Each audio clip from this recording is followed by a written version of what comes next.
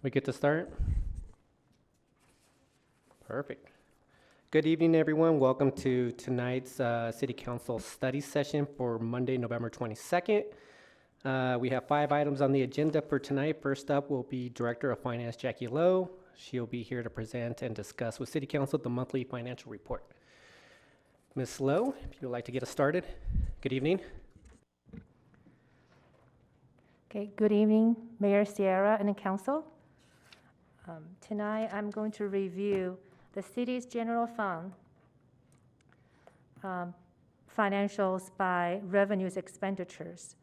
So through October 2021, the city's general fund receives total 48.5 million revenue, which is 92.4% of budgeted revenue.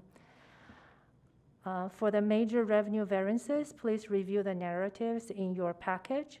But I do want to bring to your attention the following highlights. The sales use tax remittance total 28.9 million and are 84% of fiscal budgeted revenue. It's also 2.2 million higher than the same time last year. Of the 2.2 million variance, 300,000 is due to closing a liability account. Additionally, the sales use tax audits and voluntary disclosure collections amount to 705,000, which is not in the budgeted amended budget. The Parks Rec Library Golf year-to-date revenue has 2.2 million, which is 1.2 million above last year. The facilities were operating at a reduced capacity during 2020 due to COVID, but reopened at a full capacity on May 16, 2021. I also want to bring your attention, because we have a few new council members. The city has been awarded $8.7 million as part of the Federal American Rescue Plan Act, we call ARPA fund, and received the first allocation of $4.3 million in June. Of the 4.3 million, 1.5 million has been recorded using the lost revenue provision of the grant. The remaining 2.8 million will be recorded as department projects are finalized. We're planning to submit a budget supplemental around March 2022 for the ARPA funding. And this slide shows the sales use tax revenues by sources. You can see compared to the same time last year, the tax sources where we have more funding. Please note the marketplace facilitators, we introduced this tax mechanism in June 2020, but we didn't really start collecting the revenues until October. So you're going to see the November numbers in next month's financial. And this slide shows the sales use tax revenues by month in the past 3 years. Now you can see this year we have received more sales use tax even before COVID. This slide shows you the accumulated change in sales use tax collected, cash collected in the past 5 years. Regarding the expenditures, year to date, we have spent 44.1 million or 75.3% of the fiscal year budget. And here are the expenditures highlight. The majority of the variances are due to timing, as our IT information technology department, public works, police, and parks and rec are paying more one-time items in the beginning of this year. Approximately 400,000 optional leave was paid out in March.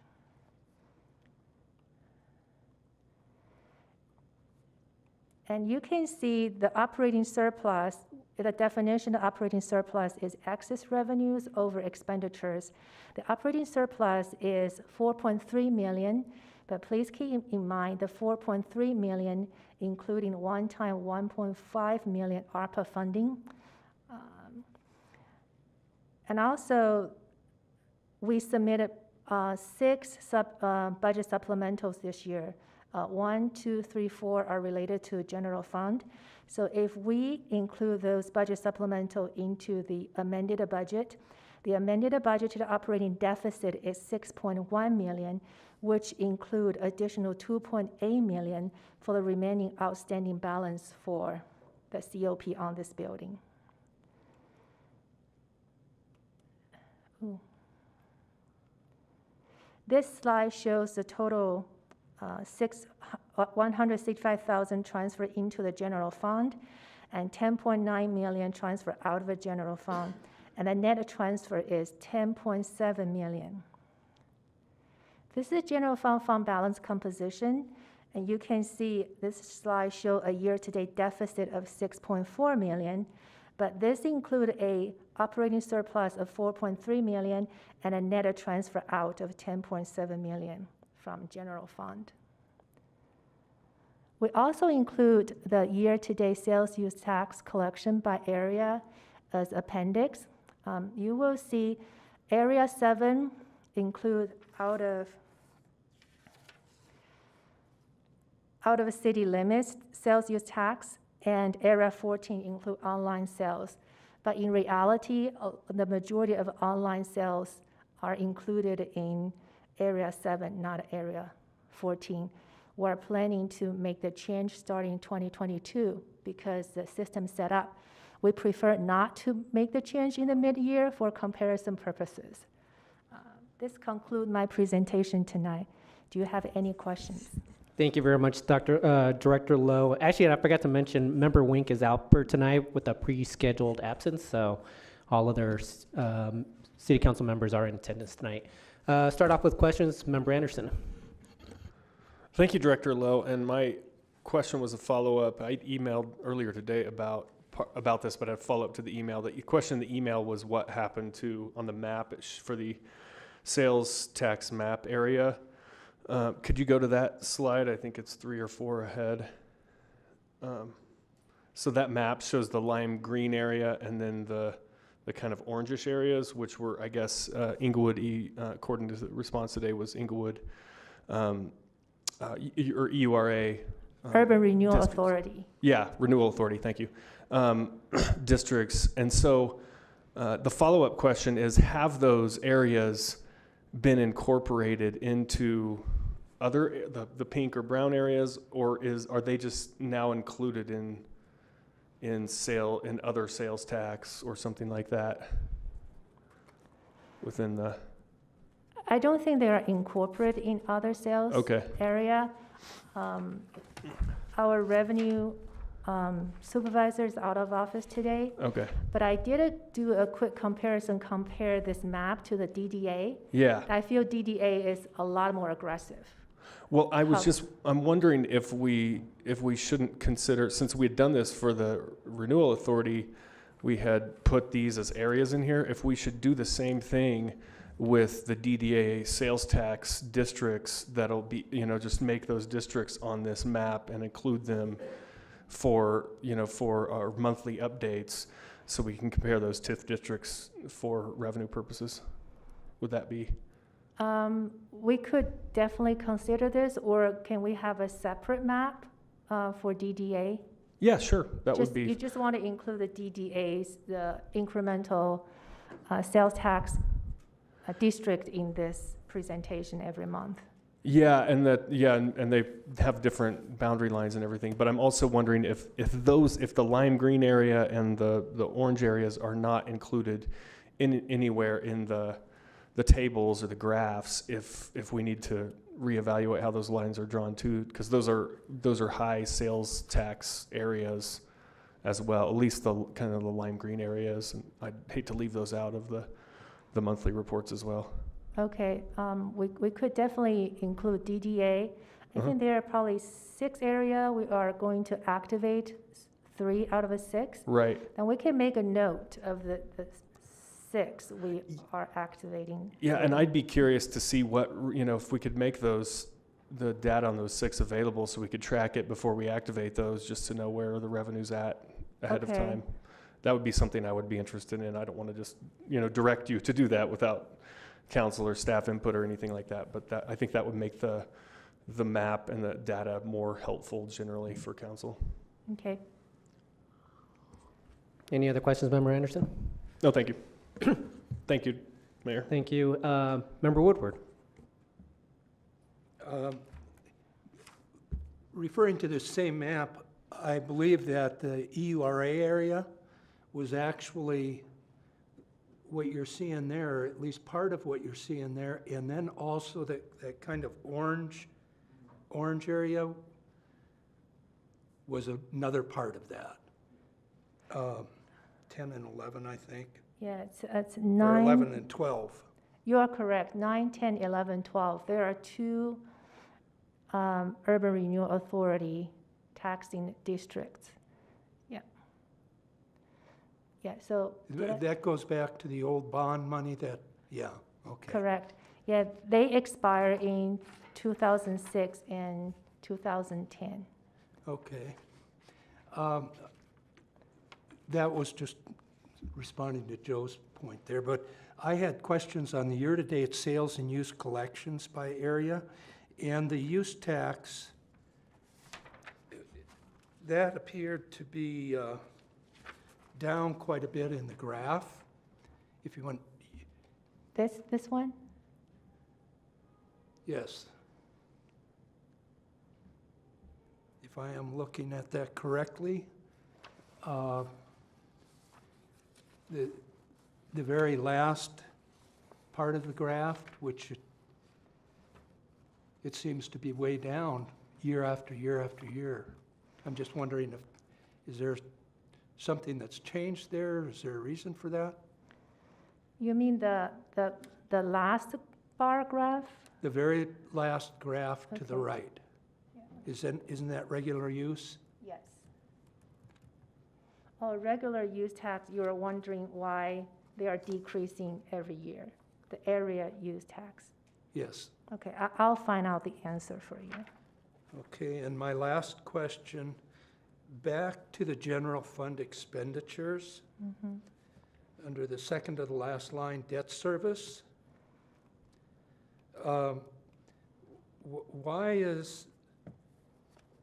Why are we so low under the amended budget? We have $4,375,000. Through October, we've spent $1,537,000. Thank you.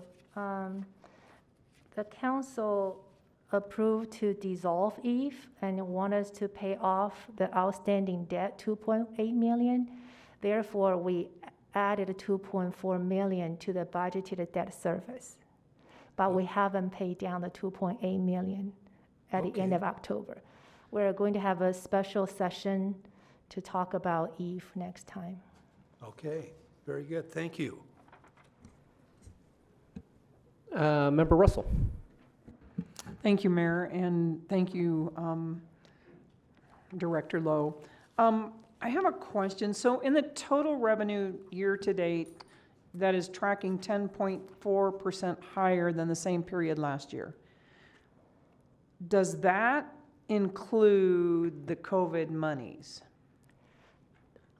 We received COVID money in 2020, but this year we recorded 1,560,000 ARPA funding under the lost revenue provision. So I want to back this out if we really want to know our operating results. So I will back out 1.5 million from the total revenue received. Okay, so is there a way to show that? Then, so when we decide that we're going to put the other part of that 4.33 million in, will it show up in each department? That's a very good question, because we are going, if you remember in September, the staff present the ARPA spending plan. Probably 4.2 million will be used for water, sewer, and stormwater. That will go to the enterprise fund, and the remaining will go to the general fund.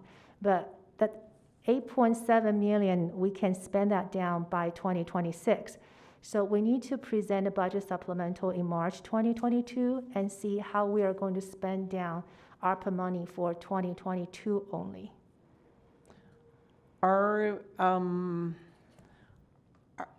When is the second half of the money supposed to come in? It should be 2022. 2022, and so did we include it in the 2022 budget? No, because we are going to do a budget supplemental. We don't want to mix the one-time funding as part of the operating budget. Okay, so is there some way to separate the COVID money or the ARPA money out so we can see where it comes in the revenue and where it goes out? So this deficit, that the 6.42 million deficit, do we really have a deficit? That's a budget, that's amended a budgeted, include 2.8 million COP we want to pay off. So that's just a budgeted, but for our actual operating result, we have surplus 4.3 million. Of that, 1.5 million is ARPA. So if you back out the 1.5 million, we probably have operating surplus at the end of October, 2.8 million. Okay, so I guess the one question, so on, I don't remember which slide this is, the general fund balance composition, where it shows the, under surplus deficit, 6.42 million, or 46 million. Yeah, How does that fit into all these other numbers? Do we really only have about $1 million left, or no? that deficit, year-to-date deficit 6.6 million, that include operating surplus 4.3 million minus the net transfer out. So this slide is fund balance, is not, this include operating surplus. Okay, this does not include operating surplus, or it does? This include, Okay. does. So Okay. you use the 4.3 million minus plus 165,000 transfer in, minus 10.9 million transfer out, that will give you the 6.1 million. Okay. Here. And then just one other question. So the 4.3 million surplus, is that from all of the additional revenue that we received this year? That includes ARPA funding of 1.5 million. The 1.5 plus the increase in sales and use tax and all of those? The addition sales use tax collected and received, yes. Okay, thank you very much. Thank you, Member Russell. Member Ward. I think I know what Councilmember Russell is kind of getting at here, which is on a year-to-year basis, in order for us to be able to plan how we spend the money that comes into the city, it would be helpful for us to have a better understanding of what's coming in once, what's going out once, and what's ongoing year over year. Even if that report only comes out once a year, the city experimented with this some time ago when we did priority-based budgeting, sort of trying to get a handle on what's ongoing, how that can be expected to increase, and what's one time, and paying off something like a building or something, like we're doing with the city center. I think that would be helpful for me, particularly because the last 2 years have been so strange, with a large amount of federal money coming in and an economy that's affected by massive government intervention, shutting down businesses and such. So I don't know if that's something that we can get by the end of this year, but it would definitely be helpful in planning the 2023 budget cycle to have a better grasp of what happened this year as a one-time basis and what we can expect to see ongoing into the future so that we can make better plans. Yeah, I understand your question. You want to see the recurring revenues and recurring expenditures without the one-time revenue expenditures. For 2021, that will be simple because we only have ARPA funding, but 2022 actually include the COVID money, 3.2 million. But of that, probably half is in general fund. So it will be hard to compare 2020 to 2021 actual. 2021, it will be simple. because we can just back out the ARPA funding. So you're thinking for 2023, we don't include the one-time funding in the normal operating budget process. So I'll think about it. It will make the presentation very complicated though, because we'll have a column called original budget, then you have amended a budget include the one-time funding, then you have actual. So is that what you want to see? Sort of. I mean, so what we're having here, I think, is a little bit of trouble capturing what the city's actual financial position is. Yeah. Because we have money that's coming in from a variety of sources that doesn't typically come in. And we also have a large pool of money that we spent earlier this year doing things like paying off the city center and investing in capital projects. And that massive expenditure combined with the massive influx of cash is making the overall financial position of the city a little more confusing for us as we read through the numbers. What I'm looking for specifically is some evidence of growth or shrinkage in both our revenue and our expenditure streams so that I know whether or not we are managing our assets effectively. And counting on federal money year over year isn't something that we can necessarily do, and I don't think it's sound fiscal planning either. Yeah, I agree. I like to see the operating results. That's just what is coming from recurring revenue expenditures. So for 2021, we will probably continue presenting this way, but I have a footnote to explain what has been included the one time. But for 2022, like I said, we could have more columns to show original amended. So you amended will include one-time funding. The presentation will be a little bit busier for 2022, if you are okay with that.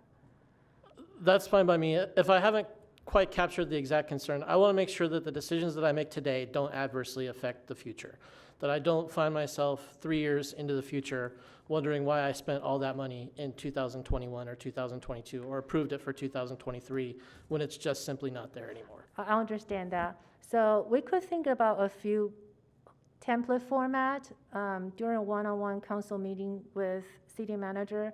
We can have you review that format and see if that's what you want before we implement change the whole format in the new fiscal year. Sounds like a good plan to me. Thank Okay. you.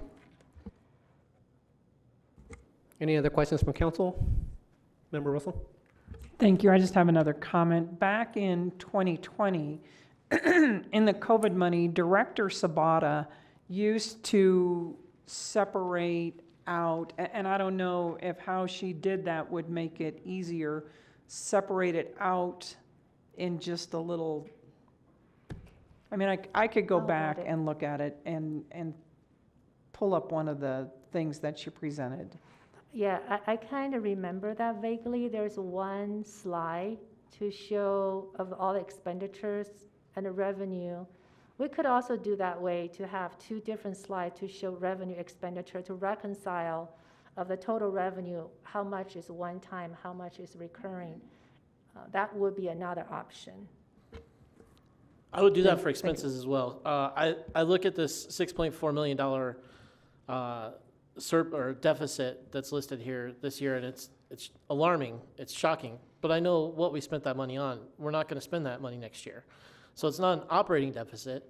It's Yeah. a planned expenditure of savings that we had that allows us to actually do the work. So we kind of have this slide to show the transfer in and transfer out. So you know this is a transfer out, it's for a capital project for paying off the debt. It's not an additional operating expenditure. So we kind of have this one page to show additional fund. It's not additional revenue, there's additional fund from unassigned fund balance. Can I just ask one more quick question? So on the transfers out of the general fund to the public improvement fund, when did we do those? Did we do those at the beginning of the budget year? For this, if you remember, we submitted a large budget supplemental number 4, I think in April this year. Yeah. Okay, thank you.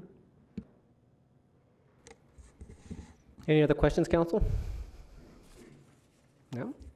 Director Loh, thank you very much for the financial report. Okay, thank you. And moving on to the second item on the agenda is the walk and wheel plan update, just an information item. Director of Community Development Brad Power, Planning Manager Wade Burkholder, and Senior Planner John Voboril will be present to discuss an update to the Walk and Wheel Plan with Chris Voglesang from OV Consulting.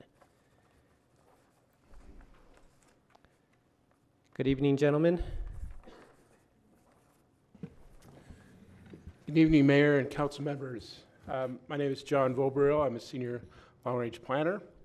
The original Walk and Wheel master plan was funded by a $100,000 grant from the Kaiser Permanente Foundation and was approved by City Council in the fall of 2015. It identified a series of quick win projects. Projects were funded out of available discretionary departmental dollars, kind of as they were available, sometimes grants. However, recently Council made a decision to begin dedicating a dedicated funding stream through the capital improvements budget to fund walk and wheel projects. And this is intended to hopefully make the process go a little bit faster so we can develop more projects in a little bit more timely manner. Okay, we're moving around a little bit. So anyway, we got some marching orders from the city manager to go ahead and do a walk and wheel update in order to help us with the budgeting process, to put a little bit more meat on the bones of each of the projects, in order to develop some cost estimates for the projects, and as well as some project timelines that would help the city manager be able to program those on a yearly basis through the capital improvements program. The goals of this project are to identify and summarize successful projects to date, analyze, screen, and prioritize outstanding projects, engage ETAC and the Planning and Zoning Commission in the planning process, gather input from Inglewood citizens, and develop the planning level cost estimates and project timelines. In terms of outreach so far, our consultant team has attended the Inglewood Block Party, had a booth there. They've held 2 joint study sessions with ETAC and the Planning and Zoning Commission. And recently we posted an online survey on the project web page. And that was posted from November 4th through November 19th. And recently, today I was actually going through all the responses, and there was 341 different responders to this survey. And my takeaways is that sidewalks all over the city are too narrow, and we probably all know that. Bicycle sharrows, such as on Clarkson Street, the public deems that as not really adequate for safety. Dartmouth is mentioned a lot. They say that Dartmouth is much better than it was, but the protected bicycle lanes still really need to be the goal. Oxford, good comments there, but once again, protected bicycle lanes would be better. They're really focused on major crossings of major barriers, arterials such as Hampton, Broadway, Santa Fe, Oxford, and Bellevue. And there also was mentioned that focuses should be on major activity centers such as City Center, downtown, the medical district, and parks and schools. The approval schedule for this project is we are hoping to go to ETAC at their January meeting to review the final document and get a recommendation for approval. And then February, we're hoping to go to Planning and Zoning Commission for a public hearing. And in March, we are hoping to have a City Council public hearing, and then later that month, an approval by resolution. And with that, I'd like to now turn it over to my consultant team, OV Consultants, to explain the analysis process. Actually, before you get started, Mr. Vogelstein, if you wouldn't mind introducing your third member of the panel. Thank you. Sure, Mayor, thanks. So just quickly, I'm Chris Voglesang. I'm with OV Consulting, and I led the original walk and wheel plan and also leading the update. And I've got my compatriot here, Kevin Rangel with OV Consulting, also a traffic engineer. The reason he's here is he led all the screening analyses, and I want to make sure that we can explain that and get into details if we want. So thank you, Mayor. Let's see if I figure out how to run this. Wrong way. Perfect. Okay, so John stole a little bit of my thunder, but that's okay. So I'll skip over some stuff kind of quickly and we can really be focused on the meat. Just an overview of what we're trying to do today. Talked about the process, really get into our screening, talk about our results, and then I want to really illustrate some next steps for you all so you understand, kind of get some pictures of what this might mean. John said this pretty well. I'm a little more succinct. Tangible and achievable projects. That's the goal of this walk and wheel update, okay? So it wasn't really about creating a whole new world of projects. It's about what did we achieve out of the last plan? What's left to be achieved? Which ones can we achieve in the next short term, next several years? And how do we move forward and make things better in the city for everyone? Overall project process, John laid this out pretty well. We've been working with the ETAC and planning and zoning. Met a couple of times. Those have been really useful for us and really grateful that they agreed to have joint meetings and share time with us. So that was great. Went through and did a baseline of the original plan, which I'll share with you in a second, about what got achieved and what hadn't been achieved. Come up with a complete list of projects, prioritize them, and then finalize what those mean and assign some costs to them. So that's kind of the whole thing in a nutshell, and tying back into your city processes for getting this update to be an official part of your city documents. So I'm just going to go to the next slide, which is going to show, this map was a little hard, so we were originally going to show kind of a PDF PowerPoint thing, but in your packets you can probably read it a little better. So this shows out of the 2015 plan which projects were achieved. So you can see Dartmouth, Oxford, Clarkson in there pretty clearly, the Gulch and the Mary Carter Greenway improvements, right?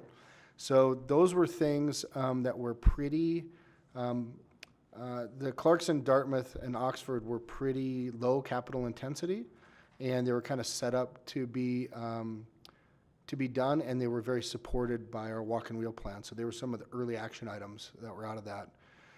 This map is a little busy, and we'll come back to it in a second, but the point of this is all the lines on there are projects that were not achieved yet as part of the 2015 walk and wheel plan update. There's some other colors that we'll show there, but like the highlighted purple are actually projects that are in progress. We'll come back to that. And the highlighted blue are ones we've identified that would be really important to look at early. But just to give you a sense, there's quite a few opportunities left that were important in the walk and wheel plan that we think can be achieved. So we'll kind of get to that now. I'm going to let Kevin talk about our screening process. Just to give you a sense, it was a two-tier process, a two-level process that kind of resulted in 2 tiers of projects. So it gets a little confusing because we have 1 and 2 and 1 and 2, but we'll bring you along. So Kevin? Thanks, Chris. Yeah, so the screening process, the first step was really taking the list of outstanding projects, and then we ran it through what we call the level 1 screening. So this was the first high-level basic screening that included 2 criteria. So we looked at the overall project cost, and we also looked at ease of implementation. And really the goal of this level 1 screening was to differentiate high cost, high complexity projects from the lower cost and easier to implement projects. Some considerations we took into mind here were whether or not projects would require coordination with neighboring jurisdictions, neighboring cities, or with CDOT. And the results here were really that out of the 52 outstanding projects, we had 25 that passed the level 1 screening. So if we go back here and take a look at this map, you can see those that passed highlighted in green. You'll see that we had a range of projects. We had some north-south connectors, including Fox and Elati, also the Sherman Corridor. We also had some east-west connections, such as Bates Avenue, Floyd Avenue, and Quincy Avenue. And also we had some spot improvements. So you'll see some dots on that map. Again, those highlighted green indicate projects that passed level 1. And let's go forward 2 slides now. Yeah, just wanted to say my eyes are not as young as Kevin's, and so those always look a little blue to me. So they're sort of blue-green. Just want to point that out. Thanks, Chris. Yeah, so now let's get into the level 2 screening. So this screening was much more in-depth, And we took into consideration much more prioritization factors here.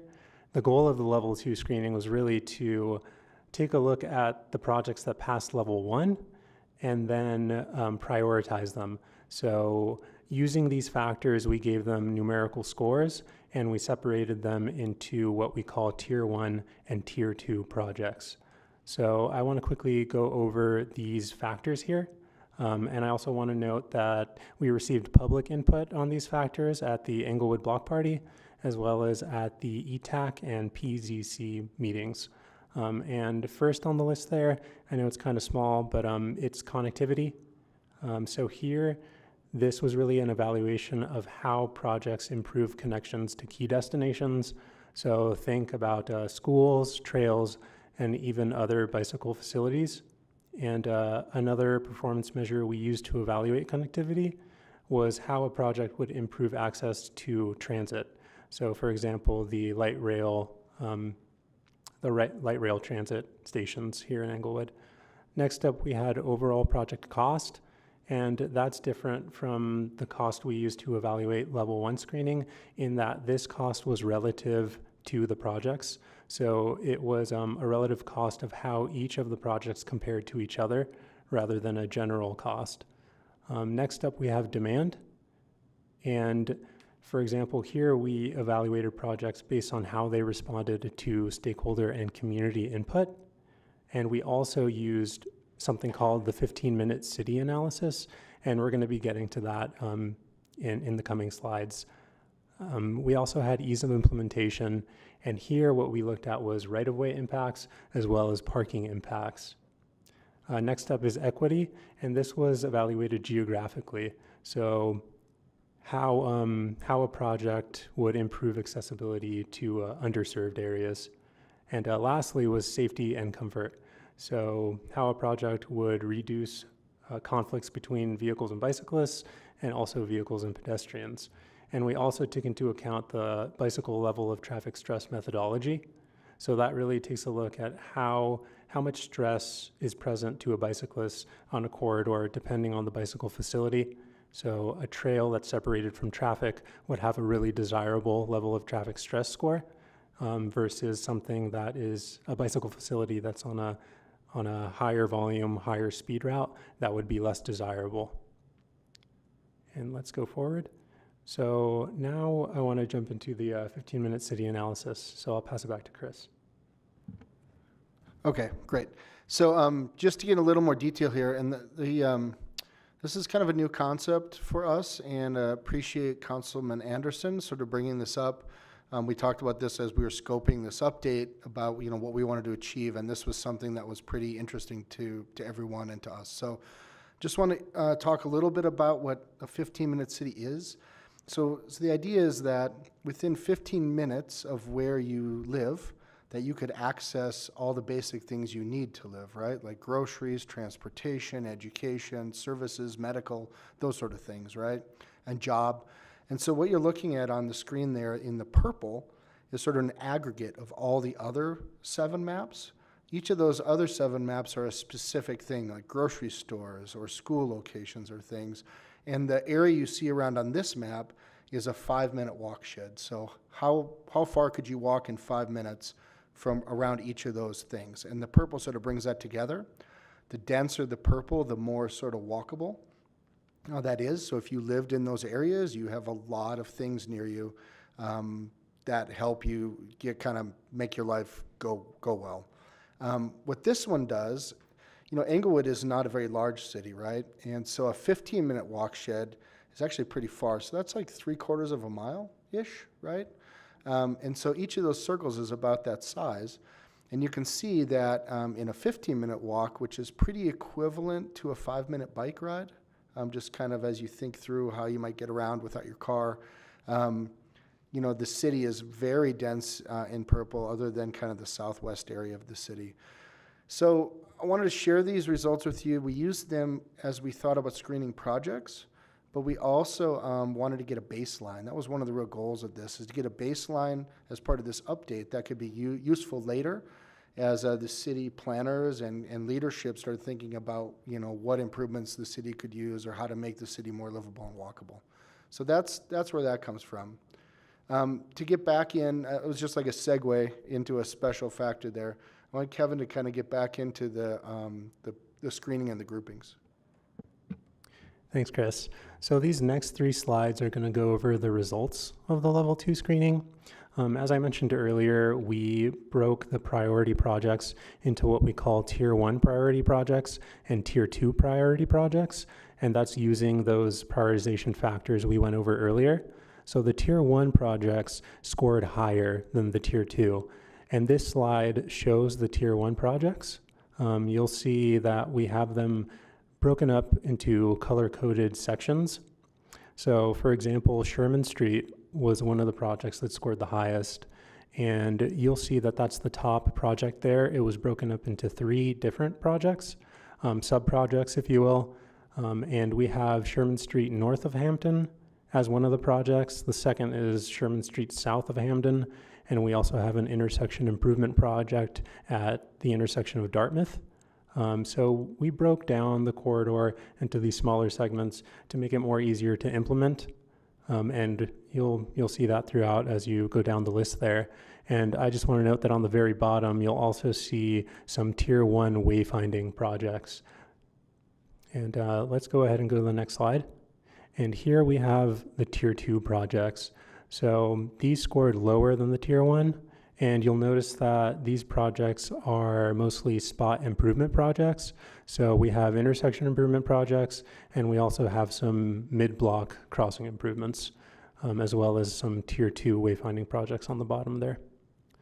So here is a visualization of our Tier 1 projects. So these are the highest scoring projects from our screening. And you'll see that we have, for the north-south facilities, we have the Fox and Elati corridor. And we also have the Sherman Street corridor. And then we have some east-west facilities, including Bates Avenue, Floyd Avenue, and Quincy Avenue, as well as Dartmouth west of South Platte River Drive. And then we also have several spot improvements, as well as some wayfinding projects. Cool, great, Kevin. And we'll circle back during Q&A and answer any questions. John gave a great summary of our public input. We really, with a limited budget we had, really tried to reach out to the public through innovative ways. The block party was great.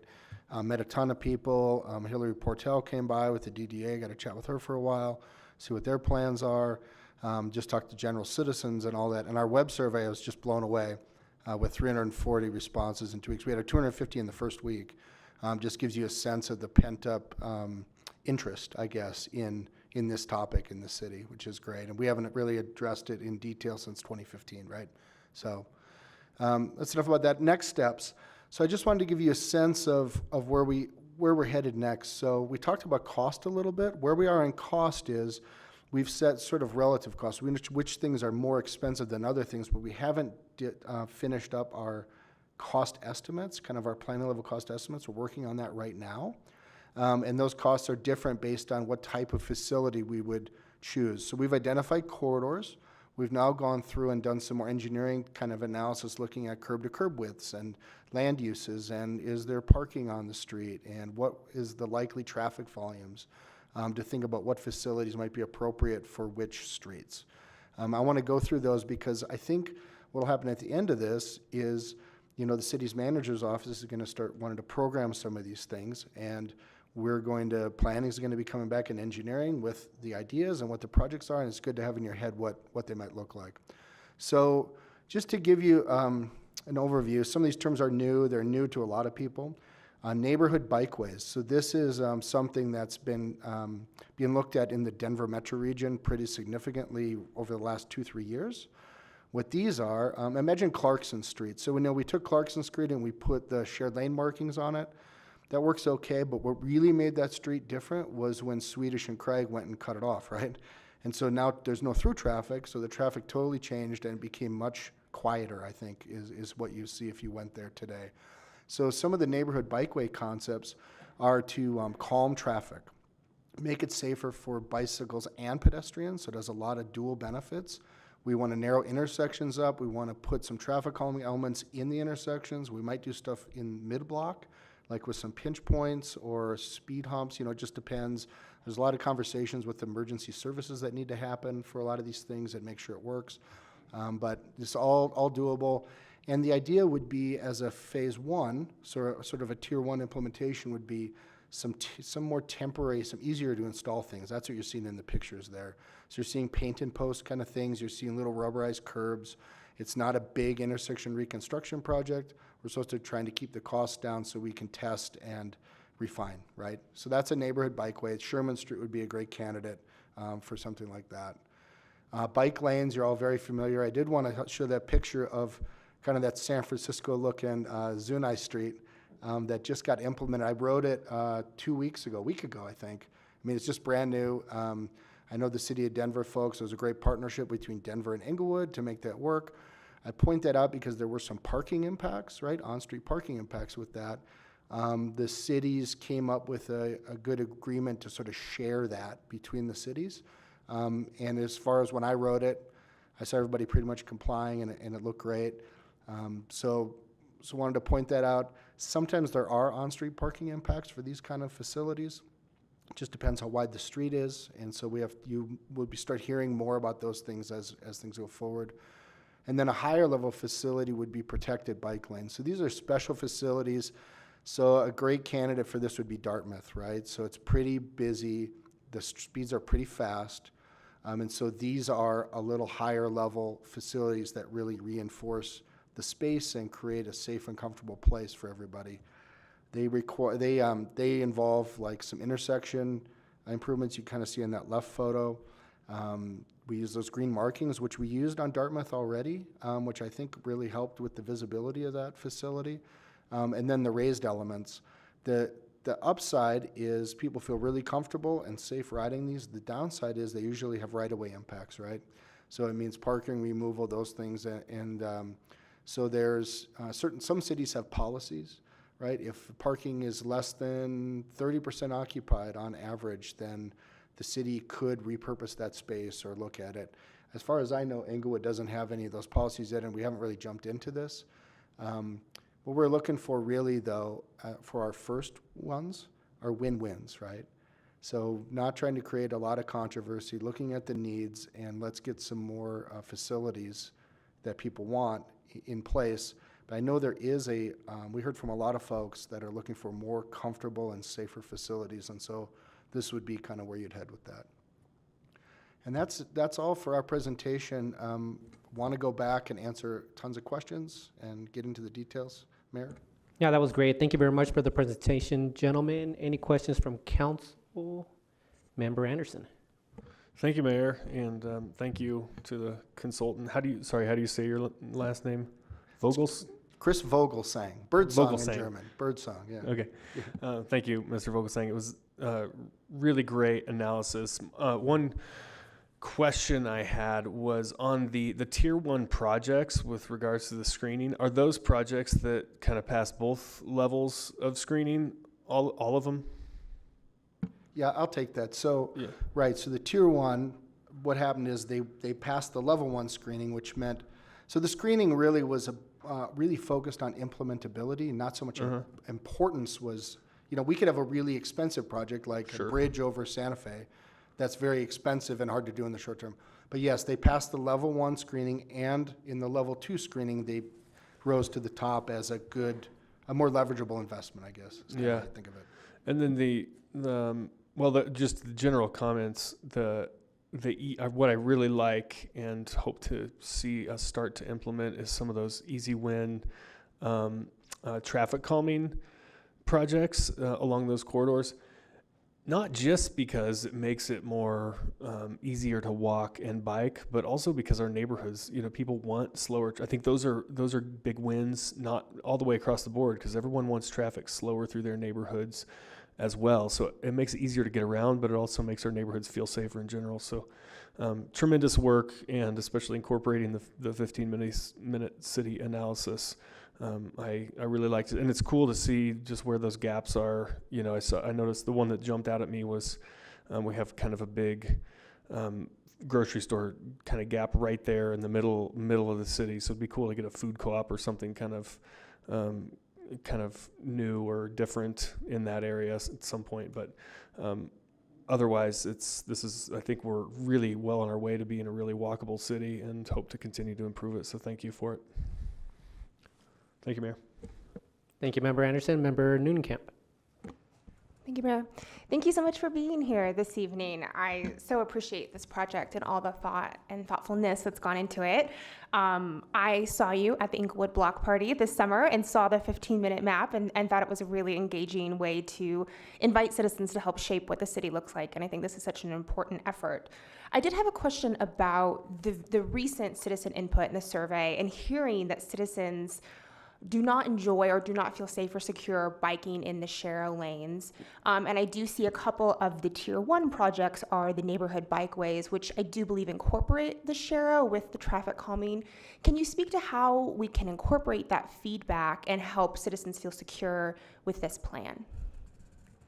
Sure, thank you. That's a great question. So so my background is traffic engineering. So the standards, the kind of guidance has changed a lot over the last 5 years. So when we did Clarkson, it was like, doing just the markings was deemed to be enough for the kind of people, the type of confidence levels of cyclists we were looking for, right? I think what has changed with cities is we're looking to provide those opportunities for even more people that are less confident, younger people. And so what the guidance has changed on, we used to call them shared streets, now call them neighborhood bikeways, is that you really shouldn't just put pavement markings down. It needs to be in incorporation with traffic calming elements. So yes, the space is shared, but you're looking for we call it an 85th percentile speed. Think of like an average speed on a street of less than 20 miles an hour, right? And data is really strong that shows that 18 miles an hour or less, like severity of crashes is much reduced. And so we're really looking to get the speeds down. We're looking to reduce the volumes down below 2,000 vehicles a day. So for a sense of scale, a really busy arterial might have 30,000 vehicles a day on it or something, right? So 2,000 is not very many. We're really looking for even below 1,000, like 1,200. And so to your point, we have heard from folks before they experience these things that they're still worried about riding and sharing the space, right? And so there have been some kind of pilot projects. Denver has implemented at least one of these on 35th. There have been sort of mixed reviews, I think. People are still getting used to it. I think what we'd be looking for if we move forward with that is a really strong public engagement process, right? So just imagine Sherman Street is a project that we think we want to check out, right? I would recommend like a special project that's like, let's talk about Sherman Street. Let's talk with the neighbors. Where are the problems? Let's collect more traffic data. Do we need a diverter? What kind of measures do we need to go to make that feel safe to people? And then that moves into a concept design. But we need the support of everyone to move forward. So I think that there's been a lot of success with these around the country. But one step at a time, 1 foot at a time, and just see what the acceptance is. And the great part, last thing, I know I'm taking a long time, was with the kind of paint and post implementations we're talking about, you have the opportunity to modify and change. You aren't really committed to we rebuilt this whole intersection, it was $1 million, and that's kind of how it's going to be, so. I love a long answer. Thank you so much. Member Woodward. Question in Mr. Voboril may recall this going back to the original development of City Center and some of the planning that went into it. And then secondary South Platte Working Group was looking at a connection from Cushing Park, and the sidewalks were made 6 foot wide on Inca there for bicycles and walking, down south to Floyd. And then the plan was to connect from Floyd to Marketplace, which is where Big Lots is, and what used to be the lake down there, and then a connection it would connect right into Little Dry Creek Trail over to Clarkson, along through Cherry Hills and back to Highline Canal. And I'm wondering if that was looked at or discussed or seen, because there seems like there's a opportunity there for a connection. That would be Chris fair. does have quite a history with that, and so I think I will let him speak to it. Okay. Thanks, John. So, so yeah, we have, that has been looked at. You're right, the South Platte River Working Group. John was on that group recently, kind of looking at those recommendations. So we did look at that, but there were a couple complexities there that remember, what we're looking for here are implementable, achievable projects in the short term, right?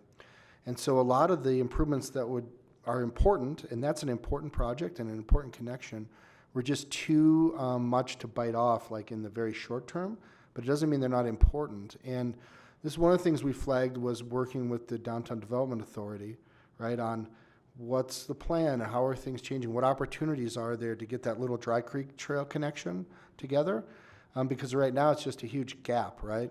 You come along Dartmouth to Inca, and then you're kind of on your own, and it's in a pipe somewhere, and then you pop out again at this really nice park that has its own issues, right? We heard actually quite a bit from folks about the Little Dry Creek Trail there, and personal safety and comfort issues, and that comes from, it's not that well used, right, because it doesn't go anywhere. So yeah, we did look at that, but that's why you don't see it on the mapping as an identified project out of this process. But I think I would be so bold as to suggest that a revamp, a new walk and wheel project sometime in the next year or two would be a great idea, to like get all those new ideas back and set a longer range plan for the city. I think that's kind of what I heard from the 341 respondents. Mm-hmm.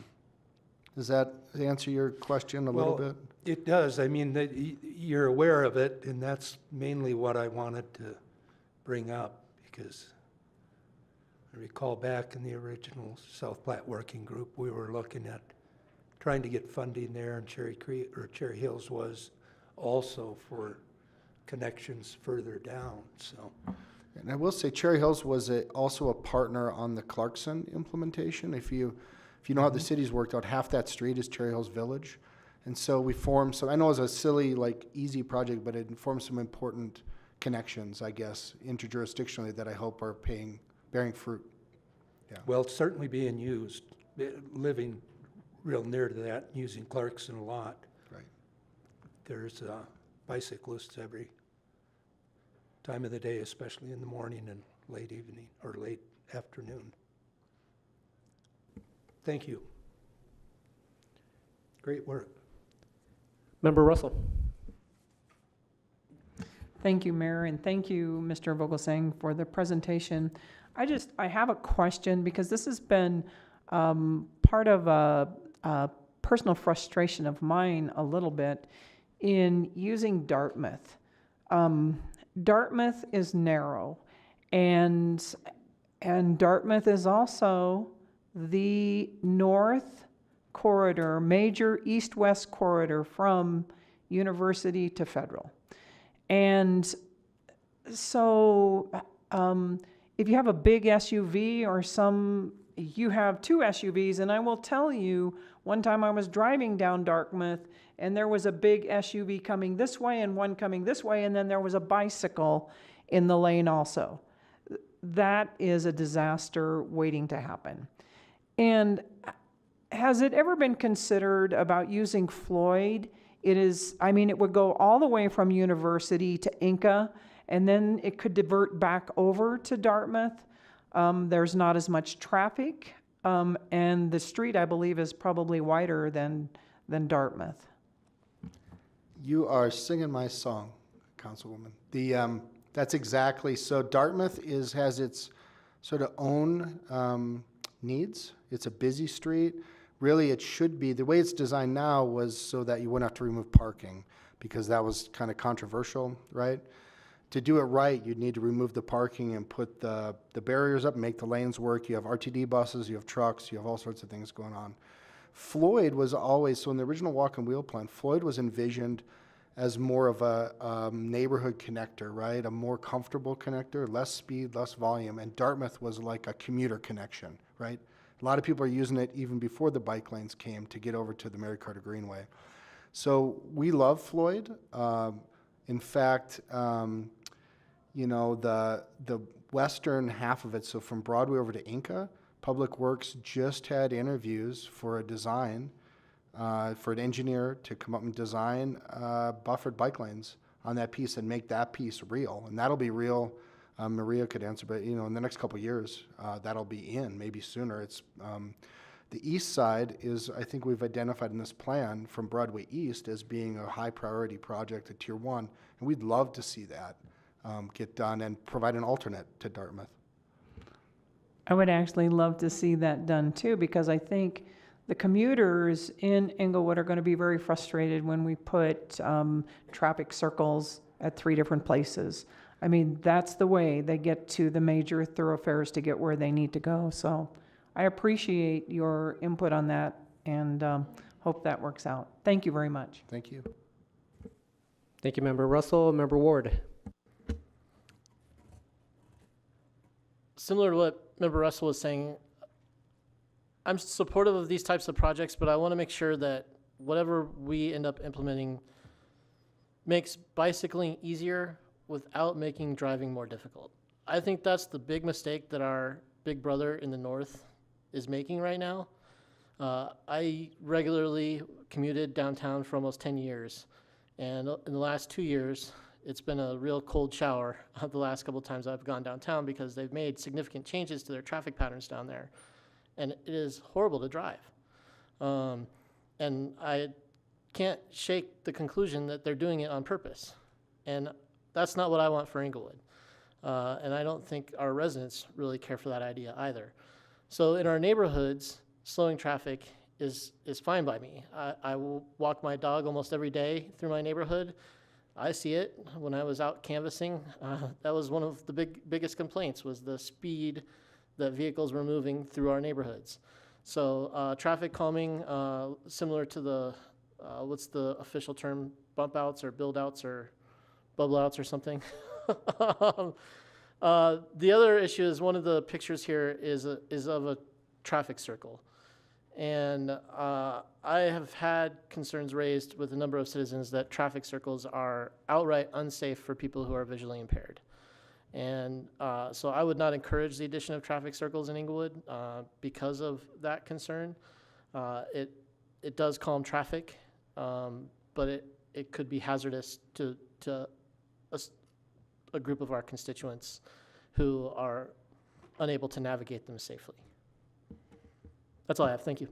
Would it be okay if I just want to add one thing to that? So what you're seeing in that picture is a little different than what's being proposed, say, on Dartmouth. So Dartmouth is really is a modern roundabout, a kind of a higher capacity to replace a traffic signal.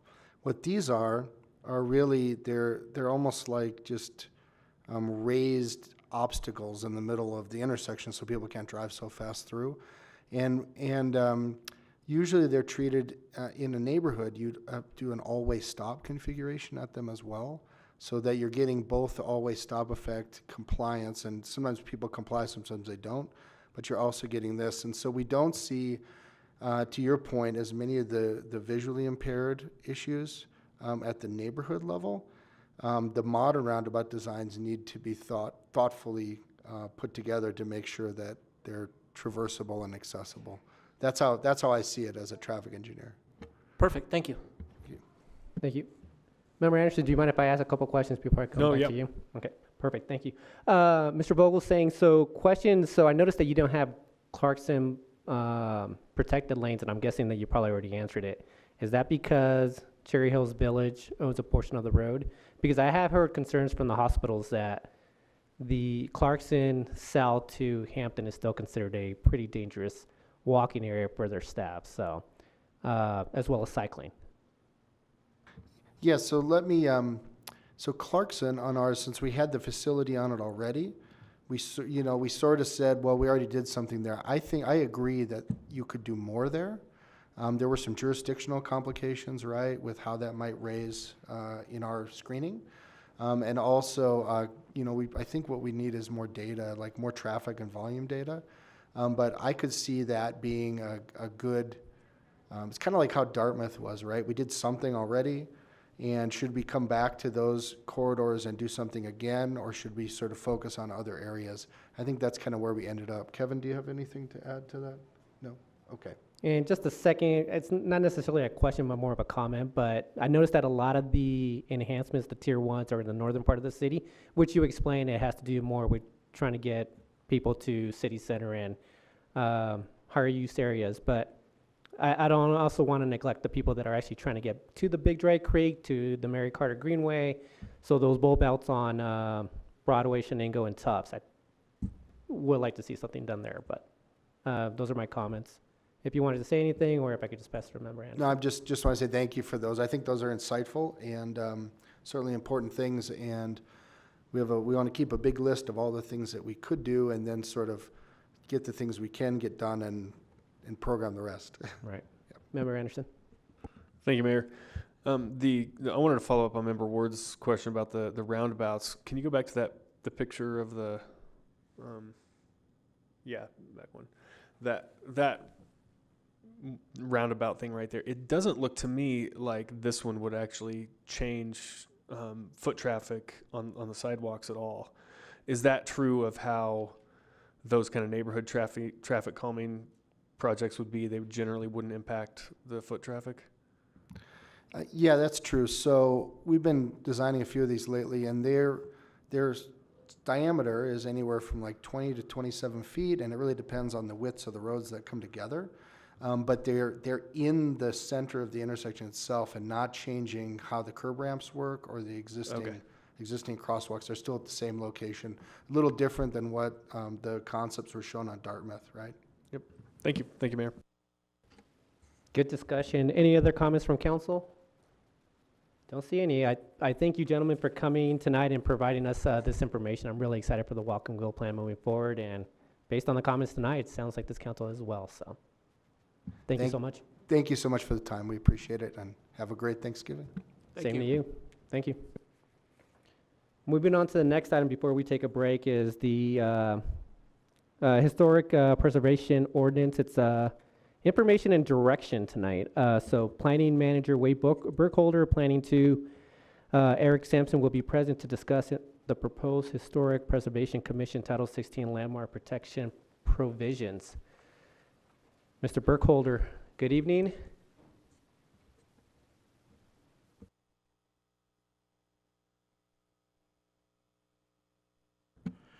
Good evening, Mayor Sierra, members of council.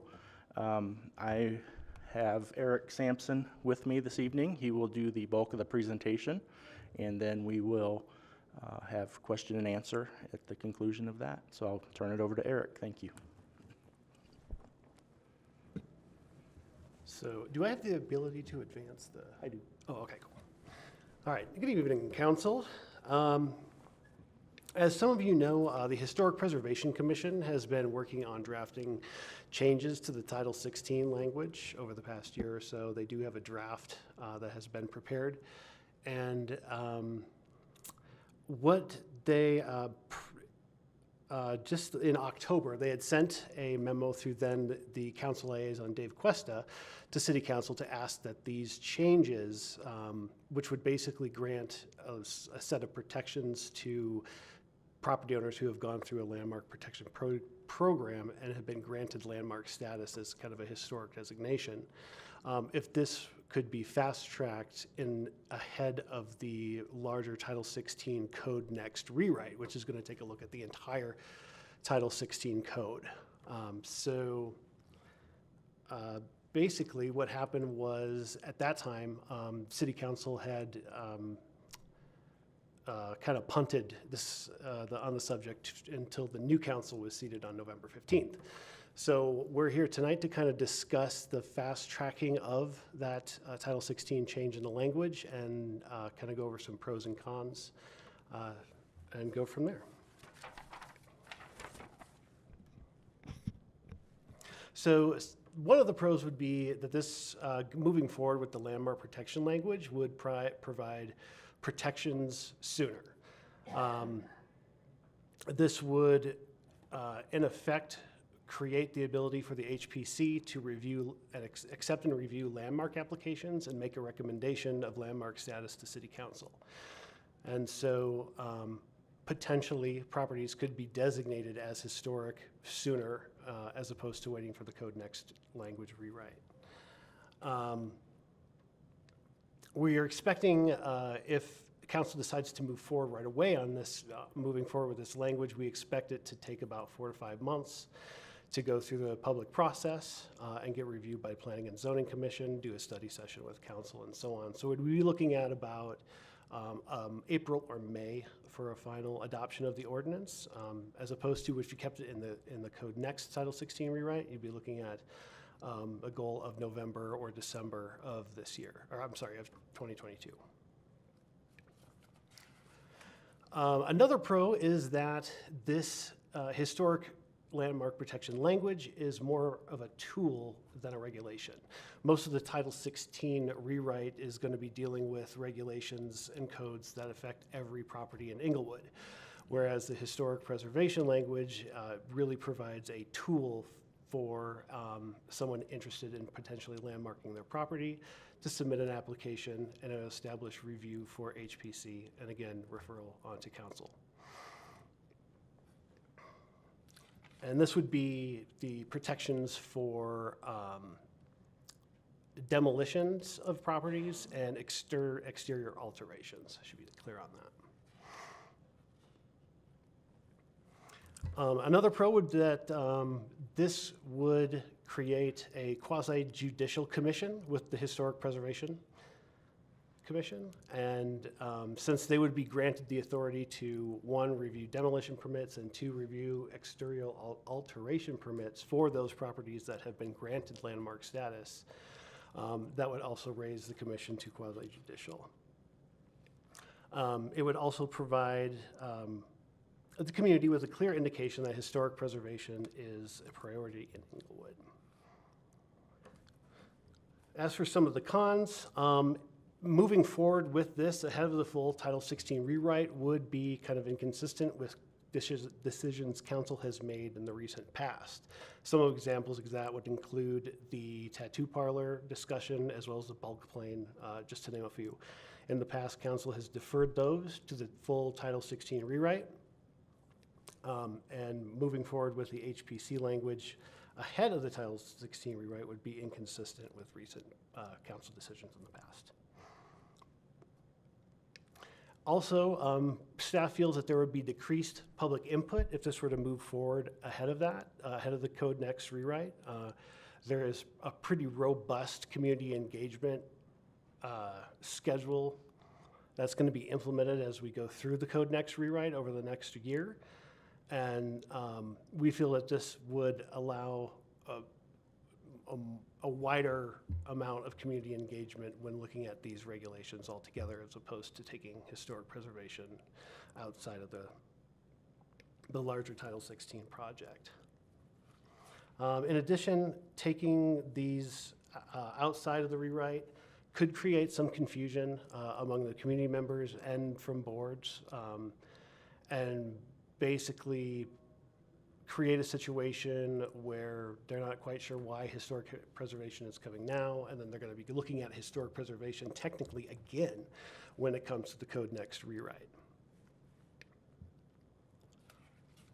And then another con is the, well, not in a con in and of itself, obviously, but the Inglewood Reconnaissance Survey. Inglewood was given a grant or awarded a grant from the State Historic Fund to complete a full historic reconnaissance survey of the city. And we're working with a private firm, Pinion Environmental, to get this survey completed. And the schedule for that is to be done in early spring, or late spring, early summer of 2022. And so we expect that this completed survey would provide a lot of information, not only for Historic Preservation Commission, but also for owners and staff when looking at a landmark designation and while they're determining if if this property is in a district, say, favorable to a landmark protection status.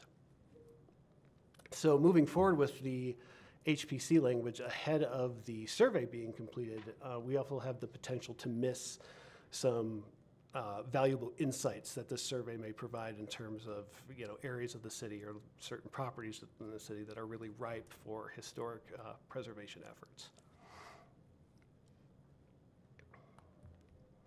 And then the final con would be well, as of right now, Planning and Zoning Commission in Title 16 is granted the authority to review and make a recommendation on historic properties and landmark status to council. However, the language does not establish any sort of further protections or further review for the demolition permits or exterior alteration permits, which would be granted by this language as it's drafted right now. So, in effect, if a property owner is really interested in getting their property, getting a landmark designation for their property, they could go through the planning and zoning process now. And if they don't have any plans to demolish or do some massive alterations to the property within the next 12 to 16 months for the code next rewrite, that is an option. But that also would raise the possibility of being required to adopt language which would apply those protections and the demo and alteration reviews retroactively, since those aren't granted explicitly right now in the code. So, in conclusion, staff recommends that the Historic Preservation Ordinance be included in the full Title 16 rewrite. Kind of for the pros that we discussed before, feel like we get a greater amount of public engagement and then kind of avoid some redundancy and confusion as we go through the public process. If council does decide to fast track this language, the next steps would be to have a study session with Planning and Zoning Commission, kind of bring them up to speed on HPC and the language as it's written right now. And then kind of return to City Council for another study session here and kind of go over in depth the language of the proposed ordinance with you prior to moving forward with the full public process. And with that, I'll take your questions. Thank you, Mr. Sampson. Thank you, Mr. Burkholder. I guess tonight, so the decision that council, what we're deciding tonight is yes, keep it part of Title 16, or no, let's separate, break it off, and have a separate process for historical preservation. And I guess the questions or comments that we make tonight should be based off the impacts that we may have to our yes or no in terms of moving forward. So if that made sense. Member Anderson. Thank you, Mayor. And thank you, Mr. Burkholder and Mr. Sampson.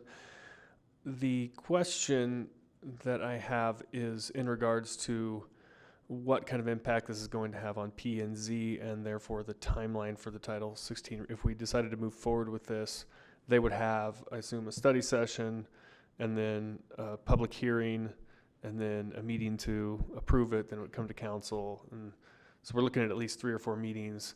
Do you anticipate this setting back, interjecting this into the Title 16 rewrite process, setting that project back several meetings or a month or something like that? Or would this be able to be kind of incorporated without impacting the timeline of the Title 16 rewrite?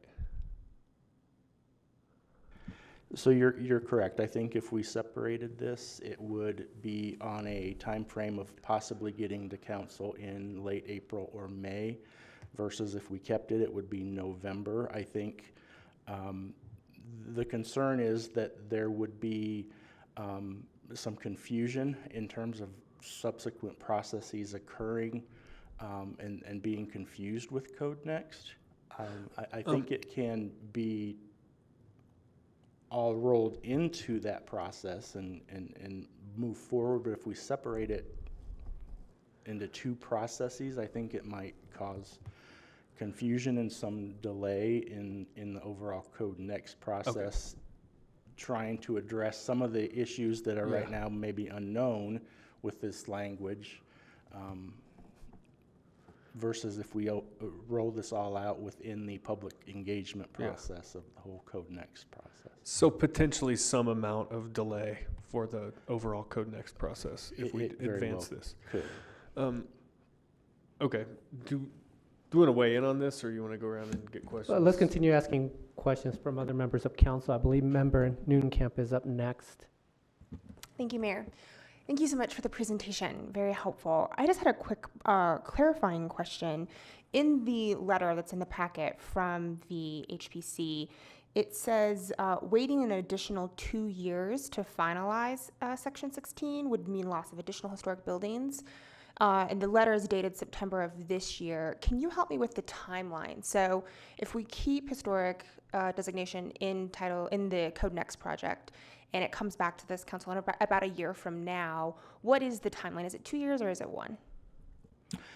The entire Code Next process overall is probably 2 years, but we started it last June. So we've already been at it a little over a year, and we have another year in the Code Next process before it all gets finalized and wrapped up into council in public hearing setting for adoption. So it's a year from this point in time, probably, for finalizing the whole process. But the 2 years references from June till November 2022 timeframe is I believe what they're referencing. That's helpful. And just to make sure I'm absolutely clear, when it's finalized by council in hopefully November of next year, it will take effect immediately, and so that designation would be able to be used immediately. There would be a 30-day appeal process for the ordinance after council's action. So, yes. Thank you. I'm not sure who's next on this side, but I'll start with, oh, actually, it's Member Russell. Thank you, Mayor.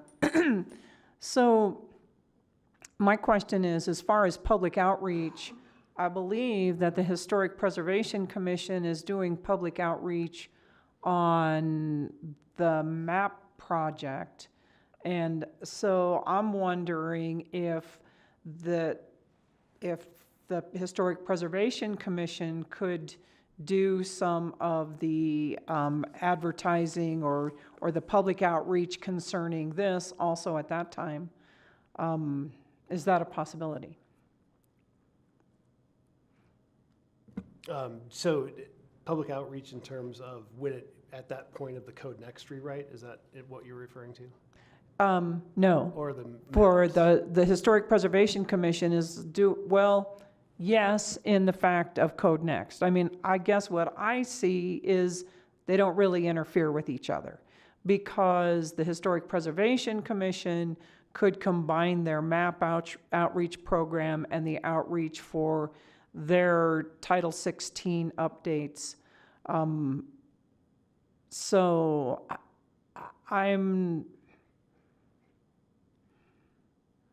So that is my question. It's not something that you all would have to spend time on, correct?